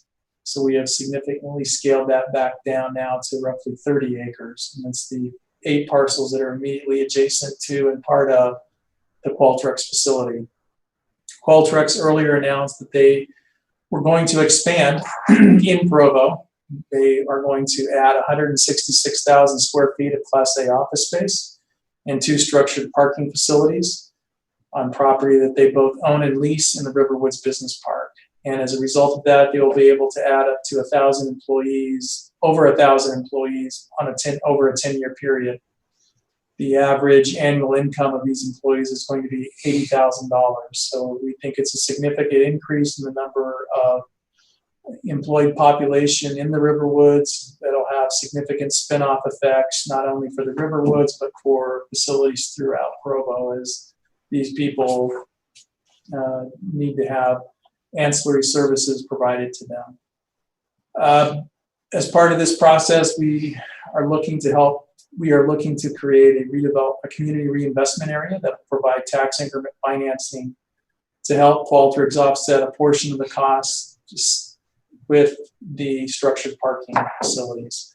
So those structures are anticipated to hold about 500 spaces each, and each space is roughly 25 to 30,000 a space to construct, and so there are some significant costs to constructing that.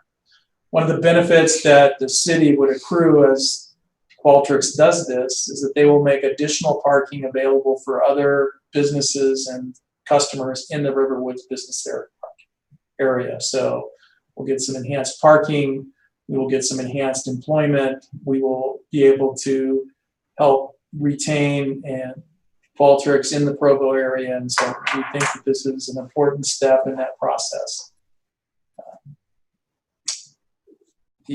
Tonight's actions are we have noticed this for a public hearing. It's been noticed for 30 days. Copy of the budget as well as the proposed community reinvestment area plan has been available in the city recorder's office for those 30 days, and it's been also posted in the newspaper, and several and surrounding residents have had notices sent to them. So tonight's action is we're asking you to approve a resolution as the agency, a resolution as the city, and an ordinance by the city council in order to make the redevelopment project area legal. And we will take those documents and have them recorded at the county recorder's office subsequent to your actions this evening. That's a quick summary. Staff's available for any questions. Thank you, Mr. Walter. I have a quick question. I think this came up once before.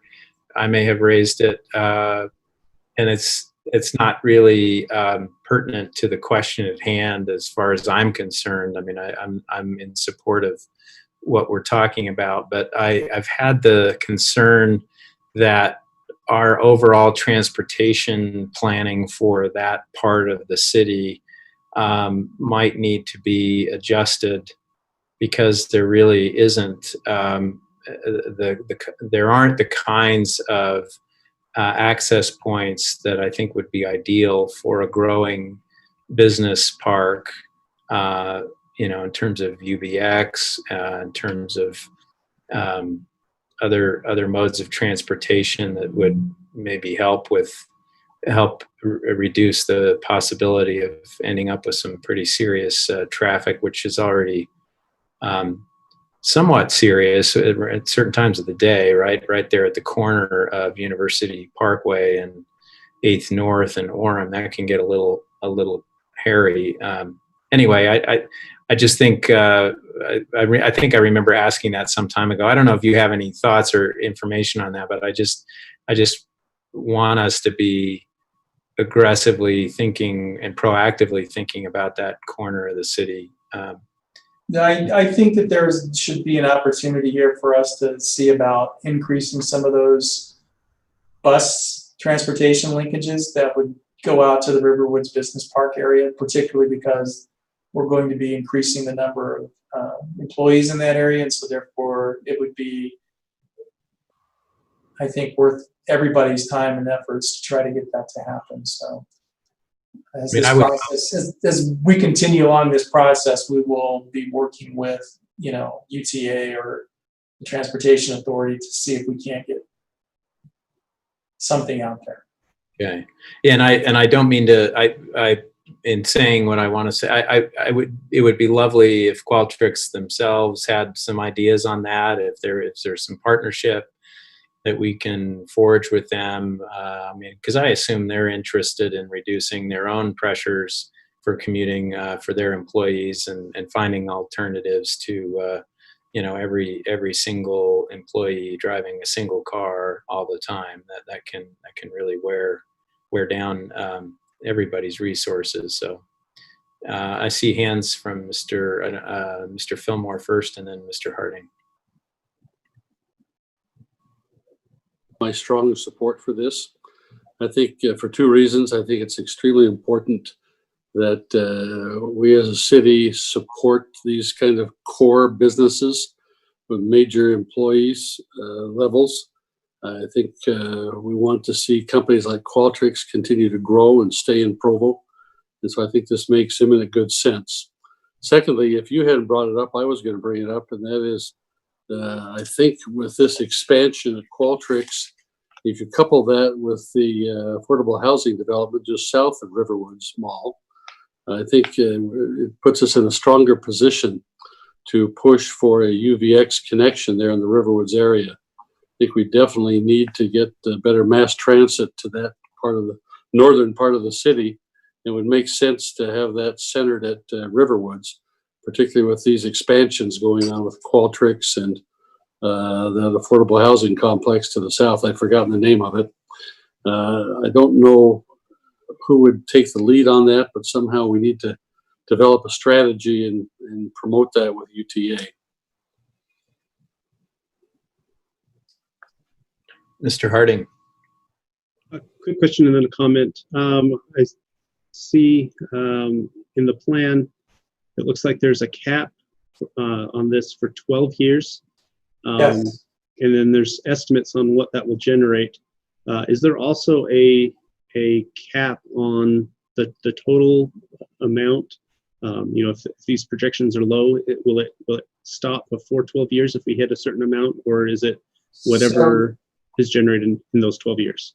So typically those are addressed when we do the interlocal agreements between the various taxing entities, and that is where the cap is placed. And so we estimate what that cap is for each entity, and that number then is reflected in the interlocal agreement. So yes, you're right. In that instance, it would be either or. You hit the cap first, and you drop out. If you go the full 12 years and never hit the cap, then it stops at that point. Okay, thank you. I'm going to try to channel my inner Travis. Hopefully, don't fall flat on my face. But there's a saying, don't hate the player, but hate the game. And I definitely don't hate Qualtrics. I think wonderful company, homegrown, and has benefited the community greatly. I'm thrilled that they've, that they're making the commitment to Provo by expanding here. I think all of that's great. But I think, at least my understanding of what TIF was designed to do, I don't look at this area and say, wow, this is an area that is just in dire need of reinvestment, that it's blighted and we can fix it up this way. Based on the table that we were just talking about, this deal we're talking about over 12 years is $846,000. Does Qualtrics really need that kind of, thank you, I guess, and because that's kind of what I see it as, is we're saying thank you for being such a great community member, but is that really going to be meaningful to them versus of that 846,000, nearly 600,000 of that will come from the Provo School District. And couldn't the Provo School District really use that 600,000 extra dollars to help educate our children, educate the children of the employees that are going to be brought in through this expansion? I hate the game because I feel like it's just kind of part of how businesses do business now. It's just kind of this default thing to ask anytime they're making an expansion, and I think it makes it harder to provide the services that makes our community attractive to them in the first place. So I'm not going to be voting against this. I don't think now's the time to cut it off, but I just want to voice the concern generally about how TIF is being used, and it's not something that we can address by ourselves as one city, but I think anytime we can work collaboratively with our neighbors and with others in the state to kind of take a look at how TIF, in my opinion, is being abused, to change the game so that we're more sustaining. Thank you. I just quickly wanted to point out that all the taxing entities will still get the amount of taxes based on the base year value. And what we're proposing to split is the increase in the taxable value that would drive those new taxes. And so, again, the agency doesn't act as a taxing entity. We don't levy a tax. Don't have that power. But we are working cooperatively with our partners, the school district, the county, the waterworks, to share a portion of that increase with, in this case, Qualtrics. And I think it's also prudent to point out that because this is a new project area, it will generate a set aside for affordable housing. So 10% of the tax increment that gets collected will need to be split off and separated out in order to provide housing to that segment that meets the area median income here for Provo. And we can use that for a variety of different uses throughout the city. It does not have to be strictly relegated to the project area itself. Because in this case, there is no residential component to that.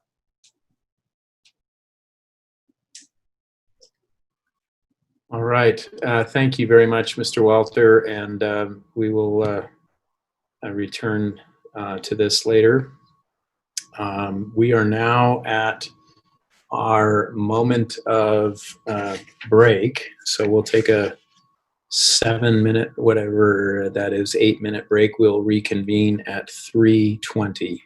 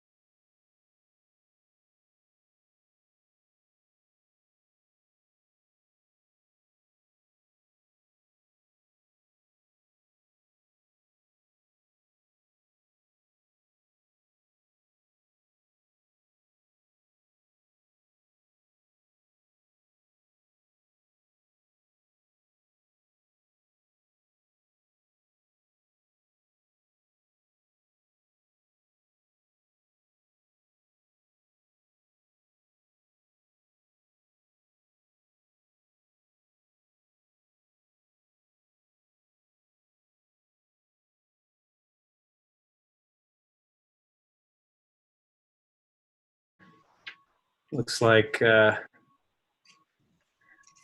so many of you are not on video, so you're hiding. I can't tell.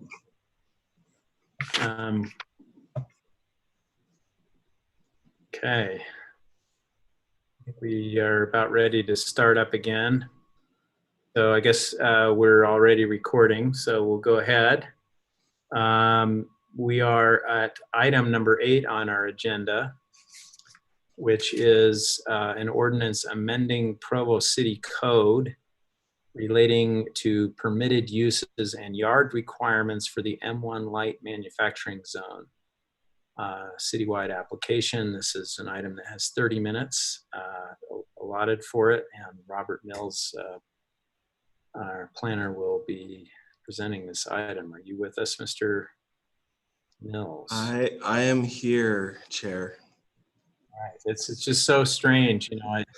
It doesn't always have people's names, then there's not video. So maybe you're coming on video here, but good to know you're here. Thanks for. Yeah. So good afternoon. Yeah. So good afternoon, council members. Thanks for this opportunity.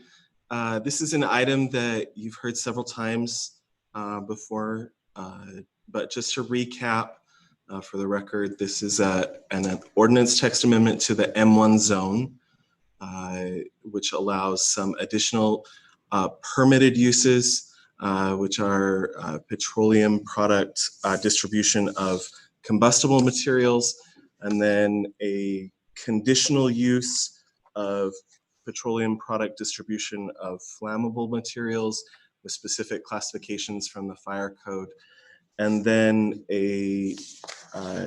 taking out one of the conditional uses that is currently allowed in the M1 zone, which is natural or manufactured gas storage distribution points. Instead, just limiting that to a 500-gallon accessory tank at an established site. There's also a provision in here that would allow for the development director, development services director to provide for some discretionary changes to the transitional setbacks or yard requirements in this zone on a finding that it would improve the lot or improve the efficiency of the lot and make the lot safer. We've had some opportunity to discuss this and how it specifically relates to the Christensen Oil site on 600 South. We have had some discussions with Christensen Oil, the neighborhood, and those people, and they've been able to comment and go through that. The fire department has also been a key player in this, and I'm joined by Fire Marshal Lynn Schofield, who can answer any questions that you have. But we just wanted to reiterate that this is a concerted effort to try and make the situation in the M1 zone a safer situation. We understand that there are some areas that, like the Christensen Oil site, that adjoin residential properties. And so this ordinance amendment is an effort to make that a better situation. It might not be ideal, but we believe it is a better situation. So I'm happy to answer any questions. Fire Marshal Schofield is happy to answer any questions. Mr. McGinn is on the line as well to answer any questions. The thing that I would just end with is that we know that there are some concerns that have been raised over this process, and that's good, and some questions that have come about. As part of an effort to hopefully satisfy some of those concerns and things like that, Christensen Oil has proffered an agreement between Christensen Oil and the city to establish some thresholds and some site plan areas of how they're going to develop and utilize this site in the future. And hopefully you've all had a chance to review that. But I think that's all I have. Lynn, do you have anything? Not right now. Okay. Let's have Gary. Yeah, Gary, if you have anything that you'd like to add, and then we can just go to questions. Just answer any questions council members may have. Okay.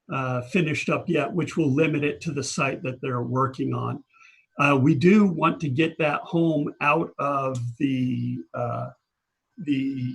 M1 zone. We have been contacting the property owner just to try and find out what type of problem there may be with that, what expectations that underlying property owner had in mind. As far as limiting the potential for someone to come in and make an application and start using that parcel with M1, they would have to come in and make a completed application here at the city. To take care of that issue, one of the things that we can do is put on the next Planning Commission agenda and have it noticed a rezone for that parcel. And now that it's on an agenda, it becomes pending legislation. And so there won't be any, even if someone were to make an application while we're working with the underlying property owner to find out for sure what their intent is, nothing could happen. That would be my my preference. I don't know if others on the council feel similarly, but it just seems like it doesn't hurt to be careful with this. Yeah, we can easily put that on the next Planning Commission agenda and trigger the pending legislation. Does that require a motion, Mr. Jones? Is Mr. Jones here? No, that's just something as staff we can do. All right. I could do that today. All right. I would appreciate that. Other questions for our staff on this issue?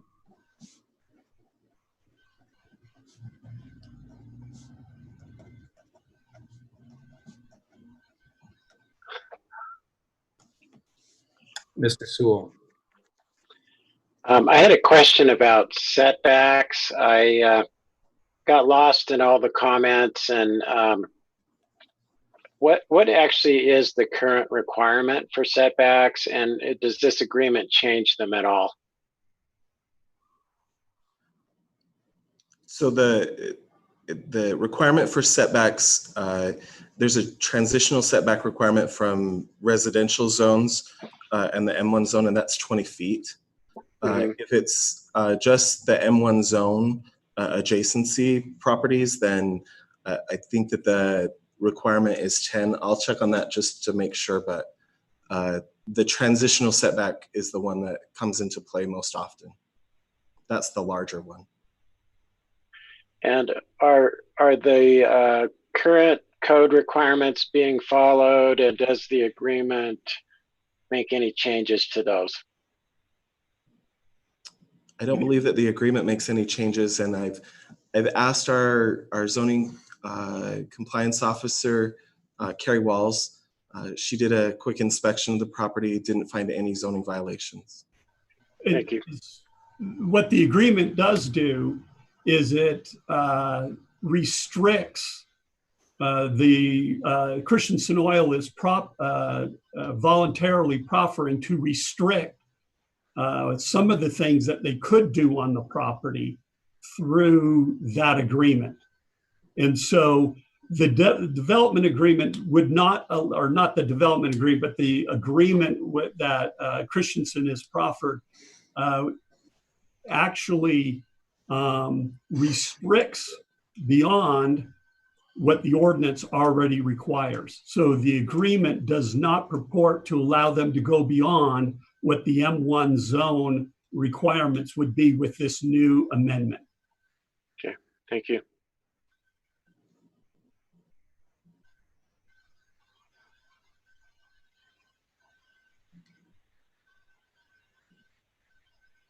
Mr. Fillmore.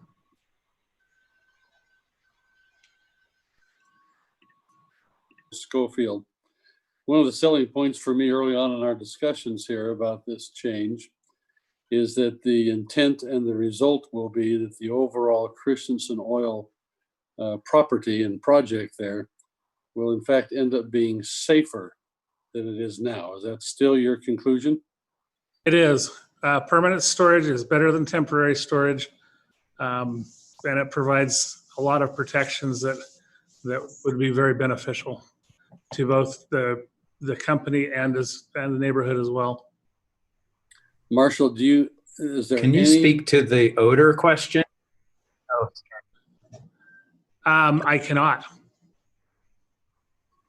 I guess my question is if the totes are going either inside of a facility or the oil that was in those are going into tanks, it seems to me that there would be a reduction in odor, but I would agree with you, primarily because your venting openings are going to be smaller inside of permanent tanks. But as long as there are vents on tanks, there still is the possibility of an odor. I'm not that familiar with the odor because I haven't been to the neighborhood on a hot summer day. So, sorry, Mr. Fillmore, I think I interrupted you. I was just going to ask if there was any remaining safety issue at all that the fire marshal feels we have not adequately addressed. No, I think the biggest, most important thing, and the reason that we've come to you with this text amendment is the best way to ensure the best possible safety for that structure is to get rid of the plastic totes, or to put the plastic totes into a warehouse where they're number one, aesthetically not as offensive, and number two, they're protected and on top of spill containment. And I still think that that's still our best course of action in this specific instance, because I think, you know, the safety of permanent storage, the safety of steel, with all of those associated things, I think is really very beneficial to the neighborhood. Okay, thank you. Mr. Harding. Thank you. I was just going to say that in my estimation, the most valuable part of what we're considering is that it will reduce the uncertainty regarding this property. I think there's been a long history of disagreement about what is allowed there, what should be allowed there, you know, in past and future. And you know, that's with what the company thought. That's what with what neighbors thought, with what city leaders and city staff thought. And I feel like what we're considering will define very clearly and get everyone on the same page about what to expect. And I think that's the most valuable aspect of what we're considering. May I speak to that for just a minute? So, sure. So that there is a two-edged sword with that. So proffered with the agreement that Mr. McGinn's working on is a site plan. And in that site plan, we asked Christensen to show what they could develop if they develop the remaining property that's available to them. So even though there's two tanks down in the fuel yard, doesn't necessarily mean they're going to put two tanks in the fuel yard. We asked them specifically for the reason of clarity to the neighborhood and to us in the city to build it out to what they could possibly do. Some of those tanks are going to be built. Some of them have a building permit in presently. Some of those may never be built.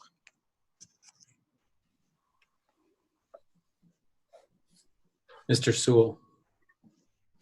So I have a question related to that in terms of public perception. So I guess if I had to summarize the biggest concern I hear, it's, well, you're allowing them to expand in an undesirable location, you know, more petroleum tanks. But we really need to compare that with what would they be allowed to do if we do nothing. Could you clarify I mean, if for whatever reason we weren't able to come to an agreement, what would they be able to do under the current status quo in terms of adding volume or adding tanks or whatever? From a fire standpoint, they would have to build a containment system for the plastic totes, and the plastic totes would remain as they are now, out in the open and exposed. There's a couple of tank trailers that they use for temporary storage. Those would also probably remain in place. And at least in my discussions with Christensen's, their end goal is to get all of the temporary storage either contained within a warehouse, because some of the stuff in the plastic totes doesn't turn over enough volume to justify a large tank. So they've proffered a opportunity to build a warehouse to get those out of view and to get as much as they can into permanent storage. So absent the text amendment, it pretty much is going to stay status quo, barring a couple of site improvements that are going to provide better groundwater protection, probably, but no other improvement on the site. From a land use standpoint, the questions come up, well, they're non-conforming, therefore you cannot expand a non-conforming use. And a lot of people have automatically interpreted that to mean that, well, you can't add one more gallon of oil to what you've traditionally done. And I don't know that that is an accurate reflection of what the law really is. And if we were to lose that issue, if push came to shove and we had a court case in the state of Utah that clearly defined that and we were to lose, then they could continue doing a lot of things that they're doing now. The storage outside, which it would be, I think we all would agree that that storage outside's better in a containment basin in a enclosed warehouse with a automatic fire sprinkling system attached to it. We would think that's a better result for the community than not having that. So what this does is gives us predictability about what they can do, where they're going to do it, and what the build out of the site would look like. Yes, thank you. And I guess my last comment then is just maybe for the citizens' benefit is it's unclear from what you're saying that we even have the ability to prevent additional tanks or additional volume if we don't go ahead with this text amendment. Yes, I think it's unclear whether we can curtail additional volume. The state of the law is different across the country, and states are split. Some states would say, yeah, you cannot increase volume. That's an expansion of your non-conforming right. Other states look at a non-conforming right as an expansion in the nature of the use, not necessarily in volume as being the expansion. Then just because you may have a situation where it wouldn't make sense from our standpoint as staff looking at this, let's say the volumes are the same, but they've been traditionally storing a lot of that volume in plastic totes outside. Well, we think it would be safer to put that into permanent storage in a containment basin. And if adding a tank, even with the same storage, is now an expansion of a non-conforming right, well, we may have won the battle, but we lost the war because we're not making the site safer. And that's really, at the end of the day, how we approached it with the fire department was, how can we make this safer for the neighborhood? And how can we offer a business owner that's been in the community for years more predictability in what they're doing?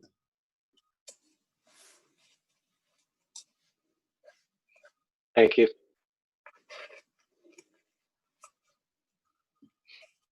Any other questions?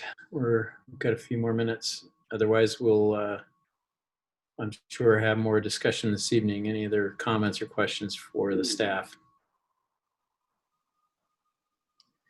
Well, I think this can't be said enough. You need all to be thanked, Mr. Schofield and Mr. McGinn and Mr. Mills, and I know Chief Miguel, for your hard work on this. I think lamentable and unfortunate that we continue to have some challenges in communicating trust and reassuring the public. I hope that we can keep working to mend fences and find ways to come into a higher relationship of trust in that area. But I know that the intention behind this is the right one, and I appreciate the hard work that's been done on this. Okay, we'll move on then to item number 9, which is a discussion regarding updates to ordinances amending Provo City Code to establish a critical hillside overlay zone and applying the zone to multiple areas on the East Bench. This also has citywide application, and this item has 40 minutes. This will be presented by Brandon Larson, our planner, and Gary McGinn, Director of Community and Neighborhood Services. I don't know if Bill Pepperoni is going to be part of this as well. He's not listed on our agenda. Okay, well, thank you, Council, for letting me come before you this afternoon to give you an update on this proposal. So since we last met, this has been to the Planning Commission, I believe, 2 times. So we found a noticing issue and went and addressed that, and 2,300 property owners were noticed. And so we got quite a bit of feedback from the public, and I think that's been a good thing for this application. The public's made a big impact on where we're at now, so I think that's a healthy thing. So the Planning Commission, when we went back to them, we wanted to address a few issues, a couple of things that, of course, we need to take it back, but we also wanted to address a few of the things that you addressed in our first time with you, Council. Some of those issues were related to vertical walls, encouraging clustering, and so we went back into the ordinance relative to vertical walls. We had some good discussions with the Public Works Department on vertical walls, thought about the impact that that issue can have on accessibility for properties. And what we've come back with is a proposal for the allowance for 3 walls and an 8-foot height, along with an ability for, right now it reads Planning Commission to grant an increase in wall height or number of walls if it's found, if the developer can demonstrate that their property would be rendered inaccessible by those wall provisions.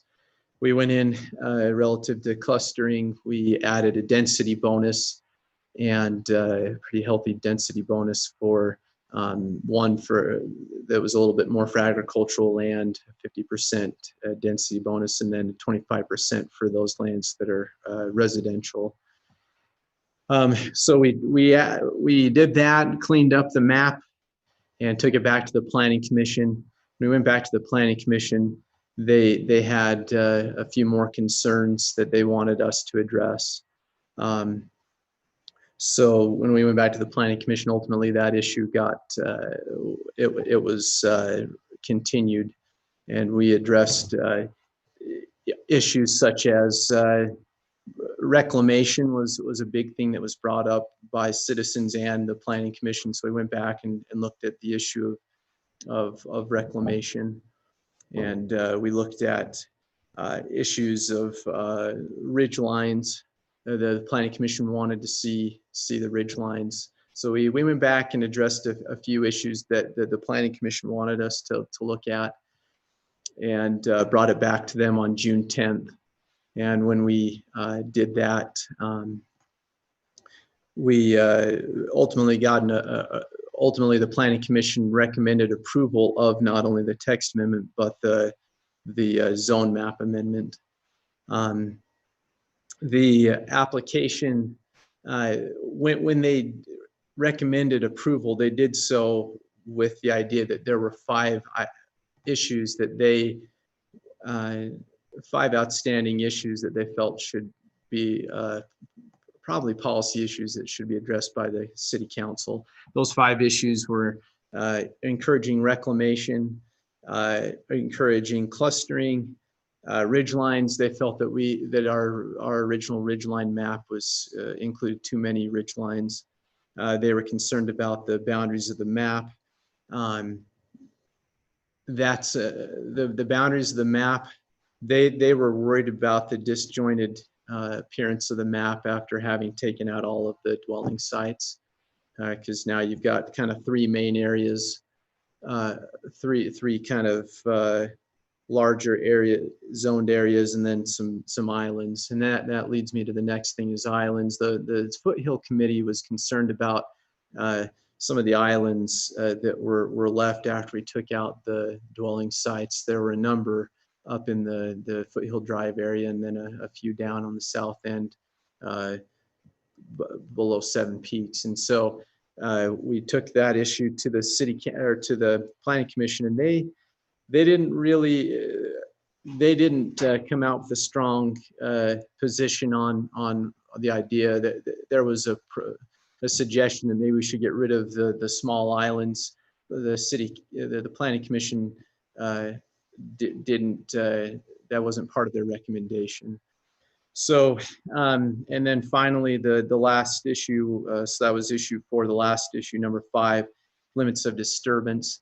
There was a lot of concern, a lot of feedback from property owners about, if you'll remember, the limits of disturbance is basically the area that can be disturbed on a lot. And there's a 40-60 ratio there. So 40% can be disturbed, 60% has to remain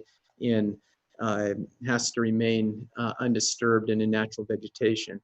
So the the Planning Commission, excuse me for repeatedly saying that.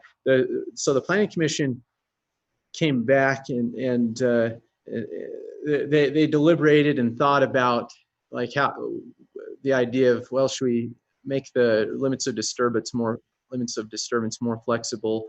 Ultimately, what happened is they recommended a 10% increase or a 10% allowance, I think is a better way to say it, for landscaping. So you still have a 40% limits of disturbance plus an additional 10% for landscaping. So that's kind of where we left it off. And then we continued to meet with the Foothill Committee, and in a meeting with them, we've trimmed down. I guess the most major thing that's occurred is we've continued to have discussions on the island question, whether or not to eliminate those, and then we've revised the ridgeline map. There were just tens and tens of ridge lines, and it really would have rendered a lot of property in the CH zone pretty undevelopable. It would have made them pretty undevelopable. And so what we did was we went back and eliminated most of them and identified just a handful of ridge lines that significant ridge lines that are kind of more the prominent ridge lines. Particularly, I think a lot of them are at there's a few at the mouth of Slate Canyon, a few at Rock Canyon, and then a few kind of near the mouth of the canyon. And then there's a pretty good spine that goes east to west across the East Lawn property. And there's one there. And so that's kind of where we're at this point. And we just appreciate being able to go through this process with the public. I think it's been healthy, and we have updated ridgeline maps that we can show you, and kind of get your feedback about. We've also, if we've got presentation, I don't know if I can, yes, if I have access to this, I can show you some maps and show you the islands that were left kind of in that Foothill Drive area, just to facilitate some discussion. Brendan, I just made you a co-host of the meeting, so you should be able to share your screen now. Okay.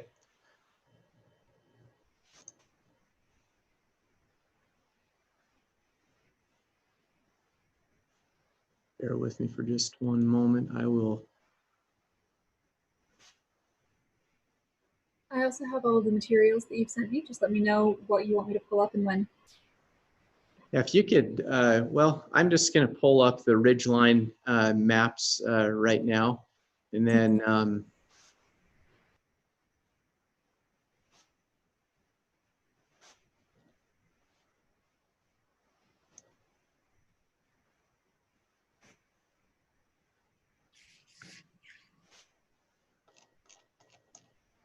so here's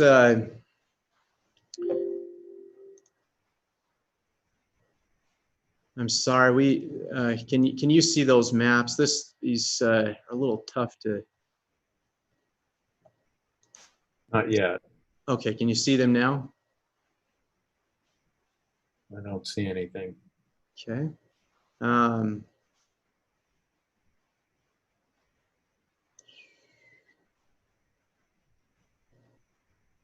Could you put them, Hannah, could you put those up on the screen? Those most recent slides I gave you? Yeah, I'd be happy to. I don't think, for some reason, I'm not able to get them in a position to.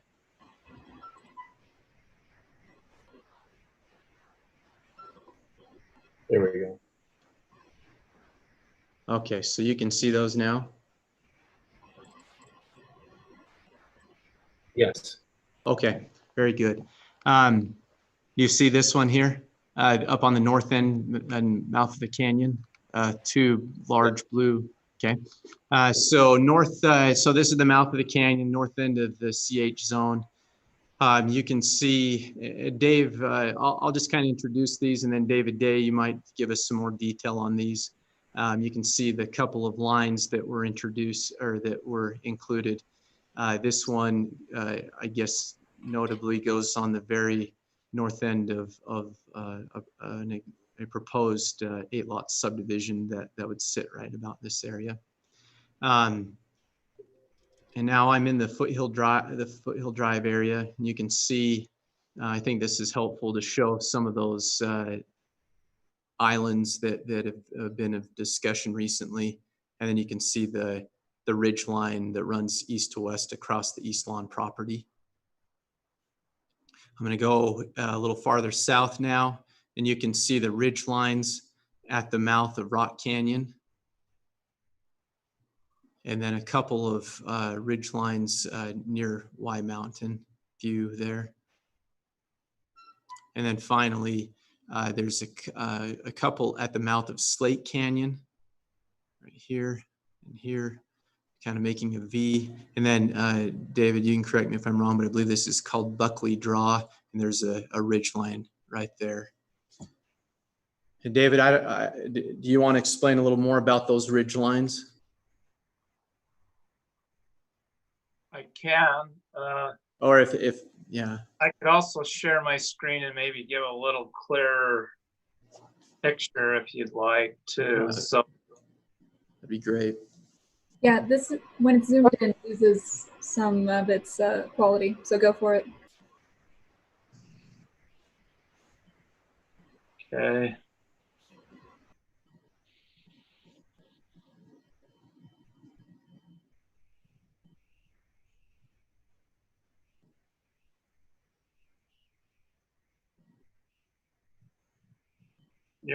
You're kind of looking at an enhanced picture now that has a buffer around it. You see the yellow line in the middle. It is the ridge line, but Dave, then Is anybody else seeing any? I'm just seeing it says David Day is hearing. I can I see. can see it. I can see the blue overlay. I can see the ridge line with the setback shown. Okay, it must be just me. Go ahead. Okay, so if you can see it, what you should be seeing is a yellow line in the middle of a buffered yellow area, which is the 100-foot setback from each side of that line. So, and that's Buckley Draw there. And then we go over to Slate Canyon, kind of look up Slate Canyon. We have a couple ridge lines at the opening of Slate Canyon. And then we move further north. Y Mountain, we have some ridge lines coming down right there. And as we go further, this would be Rock Canyon. I think we eliminated probably about 40 ridge lines, and we're down to right around 10 to 12. So you can see the most of the prominent ridge lines are all that remain. That was one of the things the Planning Commission asked us to do, is just show major ridge lines. And then out to the north here, we have one coming down up above the cemetery and stopping at the cemetery bench area. Up on the north end, there's a ridge line coming down off the top there, and then one right at the mouth of the canyon. Kind of, there's one that goes up. Mr. Day, we have Mr. Sorry, Mr. Harding has a question. Oh. Thank you. I just, as you were going through the ridge lines, I think it was near Y Mountain, the ridge lines almost were completely separate from the blue. And so I didn't know what that meant.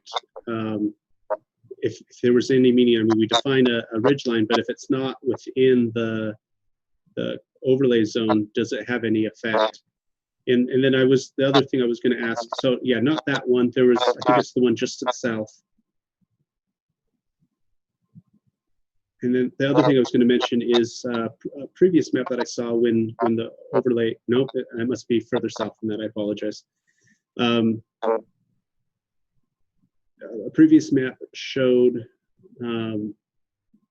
yeah, there. So a lot of that yellow is outside of what I understand to be the overlay zone. So I didn't know if there was any effect. Another map showed that where like the forest land was. So then it became clear that here's where the critical overlay, the critical hillside overlay is, and here's other land that it doesn't need to be in the overlay because it's not developable because it's Forest Service land. So it's a little bit harder to see if things fall outside of the critical hillside overlay, if that's open for development or not open for development. Yeah, so mainly just to identify the ridge lines, and there are areas where the ridge lines are not contained within the zone, but we felt like it was important to identify major ridge lines so that if for whatever reason they were ever brought into the zone, we would already have that information available. Yeah, they'd have no effect unless they're included in the zone.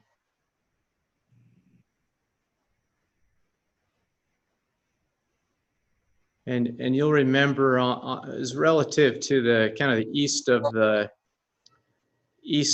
blue area. So the blue area is the zone. East of that blue area is generally private or public lands, so like Forest Service and there may be some city. I think there's quite a bit of city land near Rock Canyon, of course. We made an effort to try to get the private land kind of either in the zone or below or west of that zone.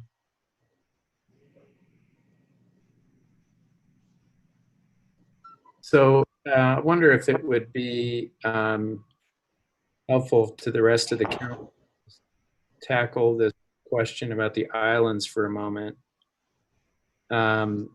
because if Dave Sewell or Bill Fillmore feel like they need to add anything to what I'm going to say, I mean, I do want you to present your concerns, but I think I'm speaking for all three of us that we are in support of ordinance as it stands right now, with one possible exception, and there's a little bit of a difference of opinion about this one issue, but and that is sort of the appropriateness of keeping those islands within the ordinance. And so we didn't really come to a strong agreement on that as a trio. And so we thought it would be best, and we were kind of hoping for more clarity on this, maybe from the Planning Commission. And I guess to the degree that we got clarity, the Planning Commission did not agree or did not feel that there were any reasons to exclude those islands from the zone. So we take that as a sort of de facto support for where we're at right now. But I would defer first to Bill or Dave if you'd like to speak to your reservations, and then maybe I could present my concerns about the issue, and then we would welcome some guidance from the rest of the council on this. David, why don't you go first? Sure, I'd be happy to. So we started with a lot of enthusiasm for the benefits to the community of this, and felt like there was a lot of popular support for it. And then, of course, as we get into it, we hear more from the property owners. And so in recent weeks, I've been trying to put myself in their shoes a little more. And there's a real trade-off here. I think we're all in agreement that for the hillsides, at the edge of the city, for certainly that these are some good guidelines and restrictions that would help protect the aesthetics and ecology in those areas. I have to admit, though, when I originally thought of this, I was thinking more in terms of the edge of the city, kind of beyond where development currently exists. And then so as we got into it more and started hearing from property owners that are on these islands that are basically surrounded by existing development, I kind of feel like, and this is, there's always a trade-off here. It just doesn't feel quite right to me to hold them to a different standard when the frontier, if you want to call it that, my wife and I have been watching Western movies lately, when the frontier of the city is sort of moved beyond them. So I feel a little more comfortable sort of drawing the trade-off such that these big areas that are on the edge of the city or that border areas where there is no development would be included, but these smaller pieces inside where everywhere you turn and look, you can see existing houses, I feel better if we left those out. Okay, thank you, Mr. Fillmore. Yeah, it's just a similar concern. Obviously, every time we do one of these major zoning efforts, the issue of private property rights versus other considerations arises. I just have to commend our chairman, Mr. Hanley, especially, but also our staff that has really worked very hard and very creatively to try to reach the objectives that we all agree on. It's, I think George and Dave would both agree this has ended up being a good deal more complicated than we thought it was going to be originally. And there just a lot of considerations, but the staff and Mr. Hanley particularly have tried really hard to address every issue that's been raised. And so by and large, I feel quite good about the effort. I think both Dave and I are very supportive of the overall effort. Perhaps our one residual issue that causes a bit of heartburn is that if Brandon were to show you a map of all of the so-called islands, some of them are quite small, and there are really quite a few. And the issue I think Dave and I have is, does it make any sense to impose the critical overlay restrictions on these smaller island parcels where they are already surrounded on, in most cases, all sides by previously developed property, whereas our focus originally has been with the foothills proper, that is the raw natural land that we wanted to protect for future generations. Does it make sense to impose these same requirements on these small island properties that are already bordered on, in most cases, all sides by developments under the current zone? So that's the issue, and we've just been trying to find the right balance. And I have great respect for Mr. Handley's opinions and why he thinks that it still would be a good idea to go forward, even with the islands. So I guess one of the issues there, if you were to try to find a compromise, a limiting factor, maybe you would look at kind of an acreage limitation. That is, if an island was sufficiently small in nature, we would take it out of this overlay zone. But if it was, just I'm saying arbitrarily an acre or 2 or 3 or whatever, that the zone might apply. But again, that ends up being quite arbitrary.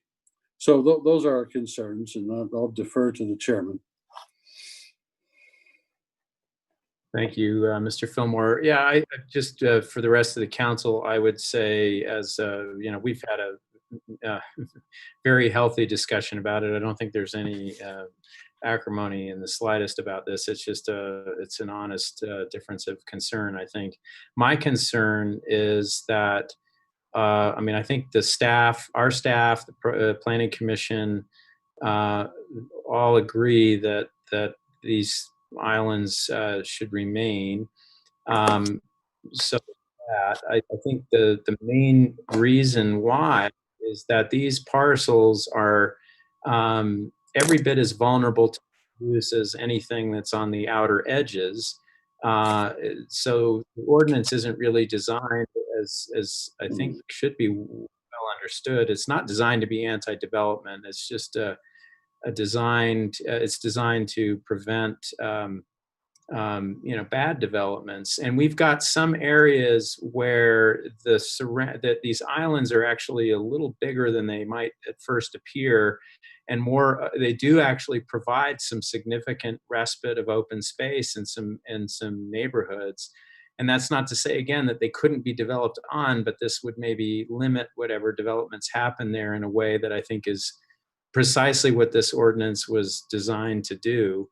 And I think there's a bit of a problem with being consistent here in terms of, Bill mentioned this concern about acreage being potentially arbitrary.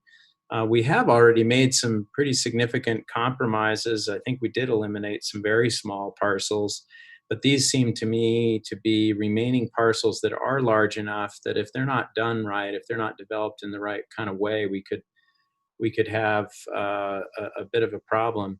And the fact that we've eliminated so many ridge lines and we've made other kinds of compromises, I think is already in some cases of specific parcels where the owners were pretty anxious about the ridge lines, they've been removed, so it doesn't tie their hands as much as they may have felt. So I guess I'm just worried about loosening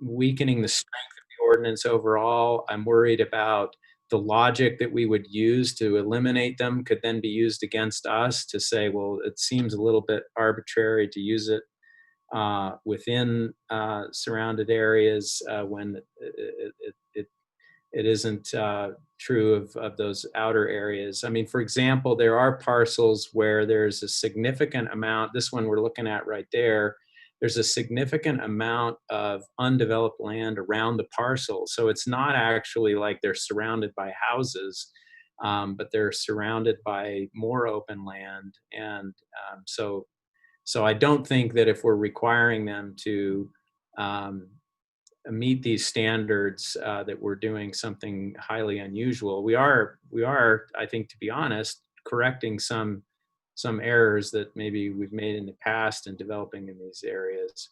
I mean, the public is probably going to weigh in on this question. I mean, we've already received some emails about it, but we're kind of interested in getting your feedback as the broader council on whether or not this is a concern to you, if what you would recommend we do moving forward. I think we all feel collectively somewhat urgent about passing this sooner than later. We don't want to force this, but we are aware that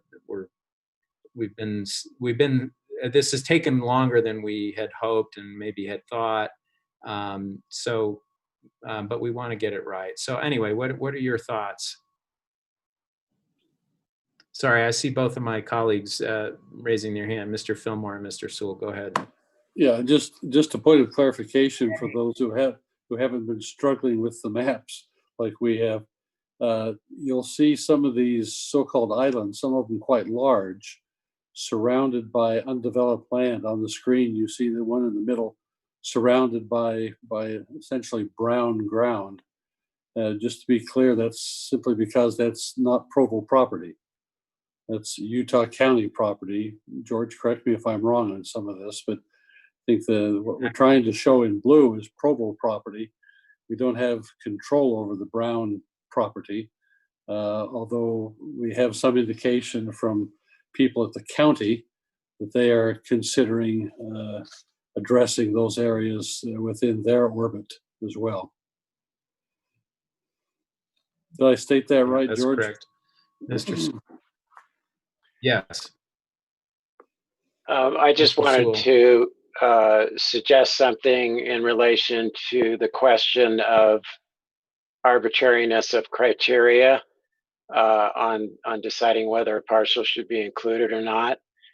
So the criteria I would propose is that if you're standing on a parcel and you do a complete 360-degree turn, and everywhere you look, there is existing development, my proposal would be not to include that in the critical hillside ordinance, regardless of size.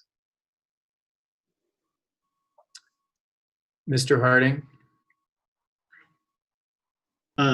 Great work on this to the committee. I'm just trying to understand and wrap my head around this issue, but you asked for some feedback. While Mr. Day was zooming around on Google Earth, I was trying to get a feel for what that would look like from the ground, and so just where it happened to be was just to the south of the Temple Hill, and there's an island there, and from street view. Yes, I had a hard time, and I also reviewed it all. Period. I had a hard time seeing the land, and so that might be another consider. Yeah, right there. So there on the right hand side, near the middle of the stream, and I'm just doing this on the fly, so I could be wrong, but I had a hard time finding any spot from any street that could see that land. And again, I could be wrong on that, but that might be another thing to consider. For me, at least, it makes sense. If we're talking about the critical hillsides, this is in part because this is viewable from, you know, a large area, and we can kind of look up and we can see these areas. But if there's an area that's kind of tucked in that is not really visible from far away, perhaps that should not be included. I think that's probably the only one that.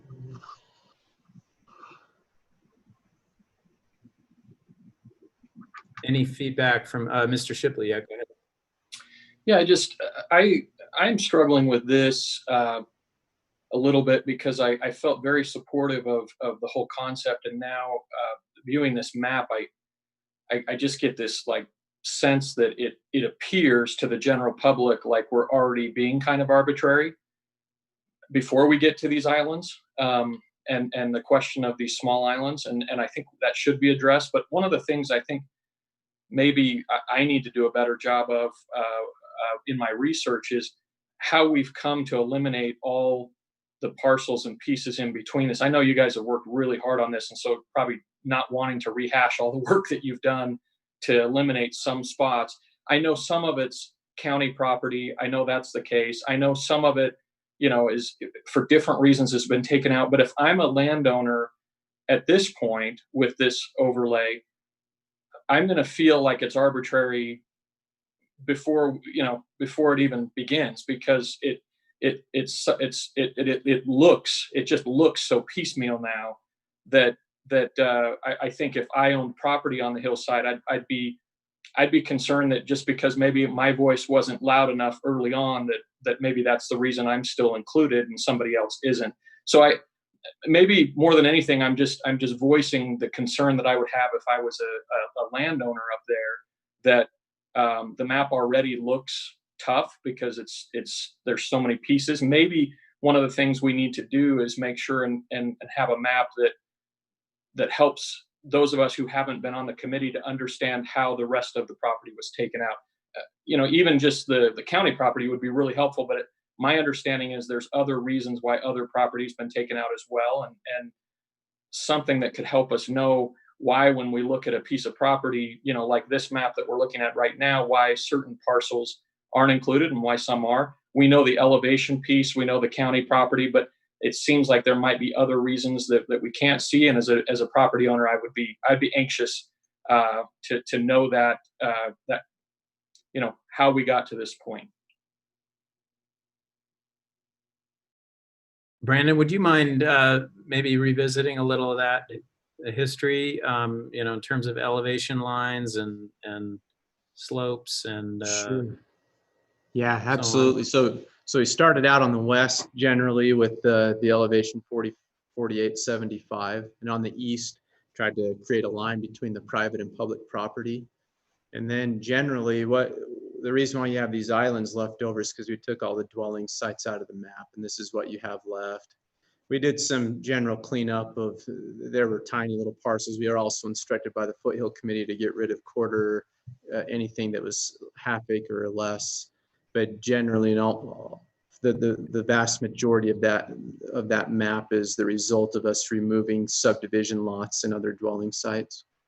So we started with an extremely large area within this zone that had a west boundary that you can see on that map, the light blue line. That's the line that we can service water to right now.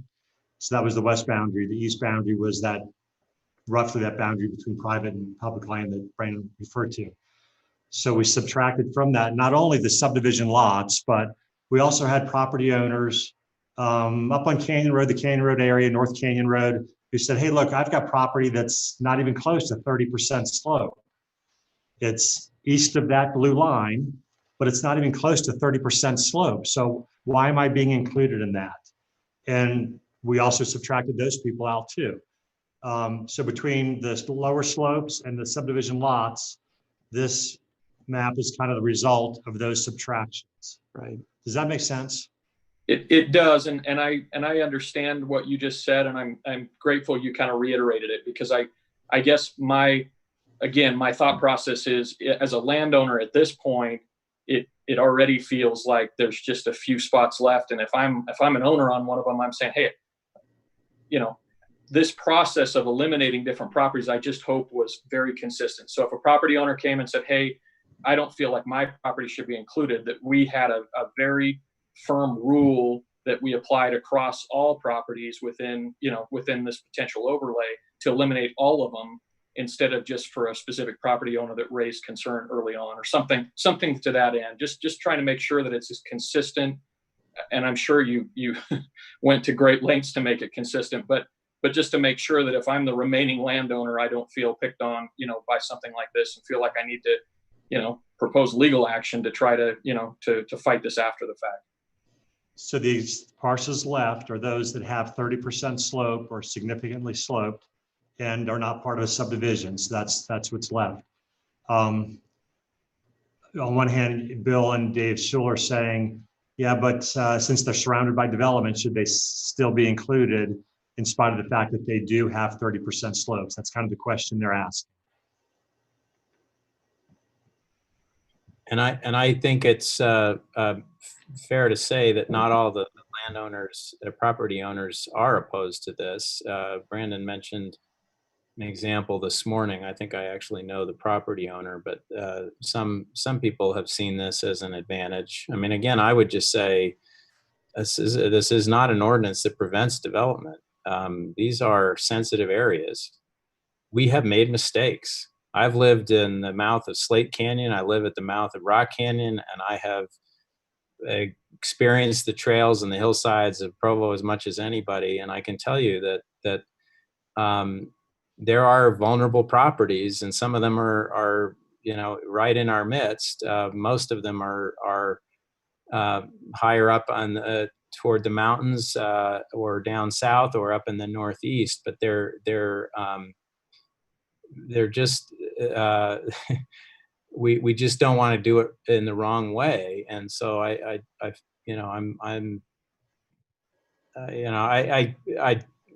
don't mean to seem disrespectful to Mr. Sewell's proposal, but I think that actually is a formula for mischief, because to say, what I see when I turn 360 degrees, I mean, I think you could justify a lot of things that way that don't seem to me to be adequate. My feeling is that we've addressed the logic that Brandon and Bill just briefly outlined has been pretty clear. So it hasn't been arbitrary. I mean, we over applied it, I think, initially. I think that was,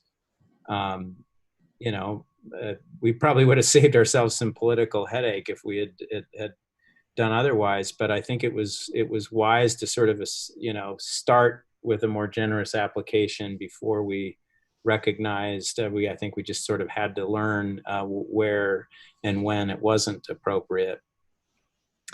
But I think we're risking making a mistake by exempting too much of this area that is pretty sensitive stuff. Mr. Hanley, sorry. Yeah, go ahead. May I give an example? So Mr. Perry, Paul Perry's given us a lot of input. You've received several emails from him, and he's met with staff and given us a lot of input also. So what this ordinance is not saying is, it's not saying that Mr. Perry has a 13-acre piece, right about 13 acres.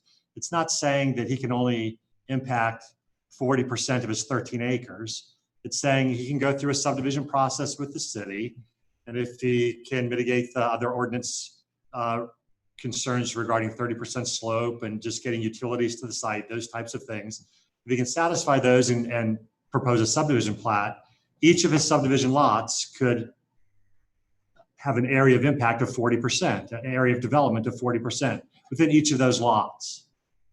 That's what this ordinance is saying. We've even increased it to allow for 10% landscaping, so they could really disturb about half their lot. Which is actually a greater percentage than you're allowed to do in, well, I take that back. In an R1 zone, you can also impact 40% for structures, and then you can landscape all the rest of it if you'd like. And I would add too, and we're out of time here, but I think, the mood of a lot of development these days, and what people want is much more sensitive to the location. And I think if we're and I think that's why some landowners have figured that out, that this is not, even Mr. Jones told us that he actually likes the Critical Hillside Overlay Zone and would welcome it being applied to his parcels that are in the county if and when the time ever came for us to be considering that. I think he at least seemed to understand that potential property owners in hillside areas don't want to ruin the area that they're living. They want to preserve as much of the best qualities of the land as possible. That's actually why people would be drawn to those areas. So we don't have a closed session requested. So we could take a few more minutes with this. I don't want to, however, eat into literally. I do want to eat.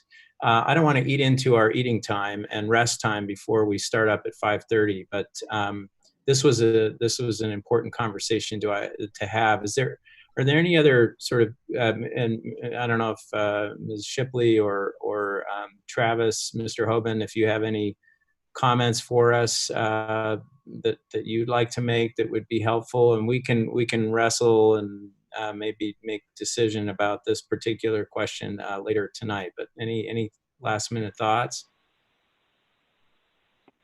No, and I don't want that to seem like I'm not being thoughtful about it, but I think a lot of the questions and opinions and comments, they've already been stated. So there's just a lot to chew on. Appreciate the effort for us to do something for our hillside, and I want to. I think just getting back to Dave Shipley's point, we've got to have clear rationale and make sure it's fair, so to speak. And so appreciate everybody's comments and questions today and feedback. All right, thank you.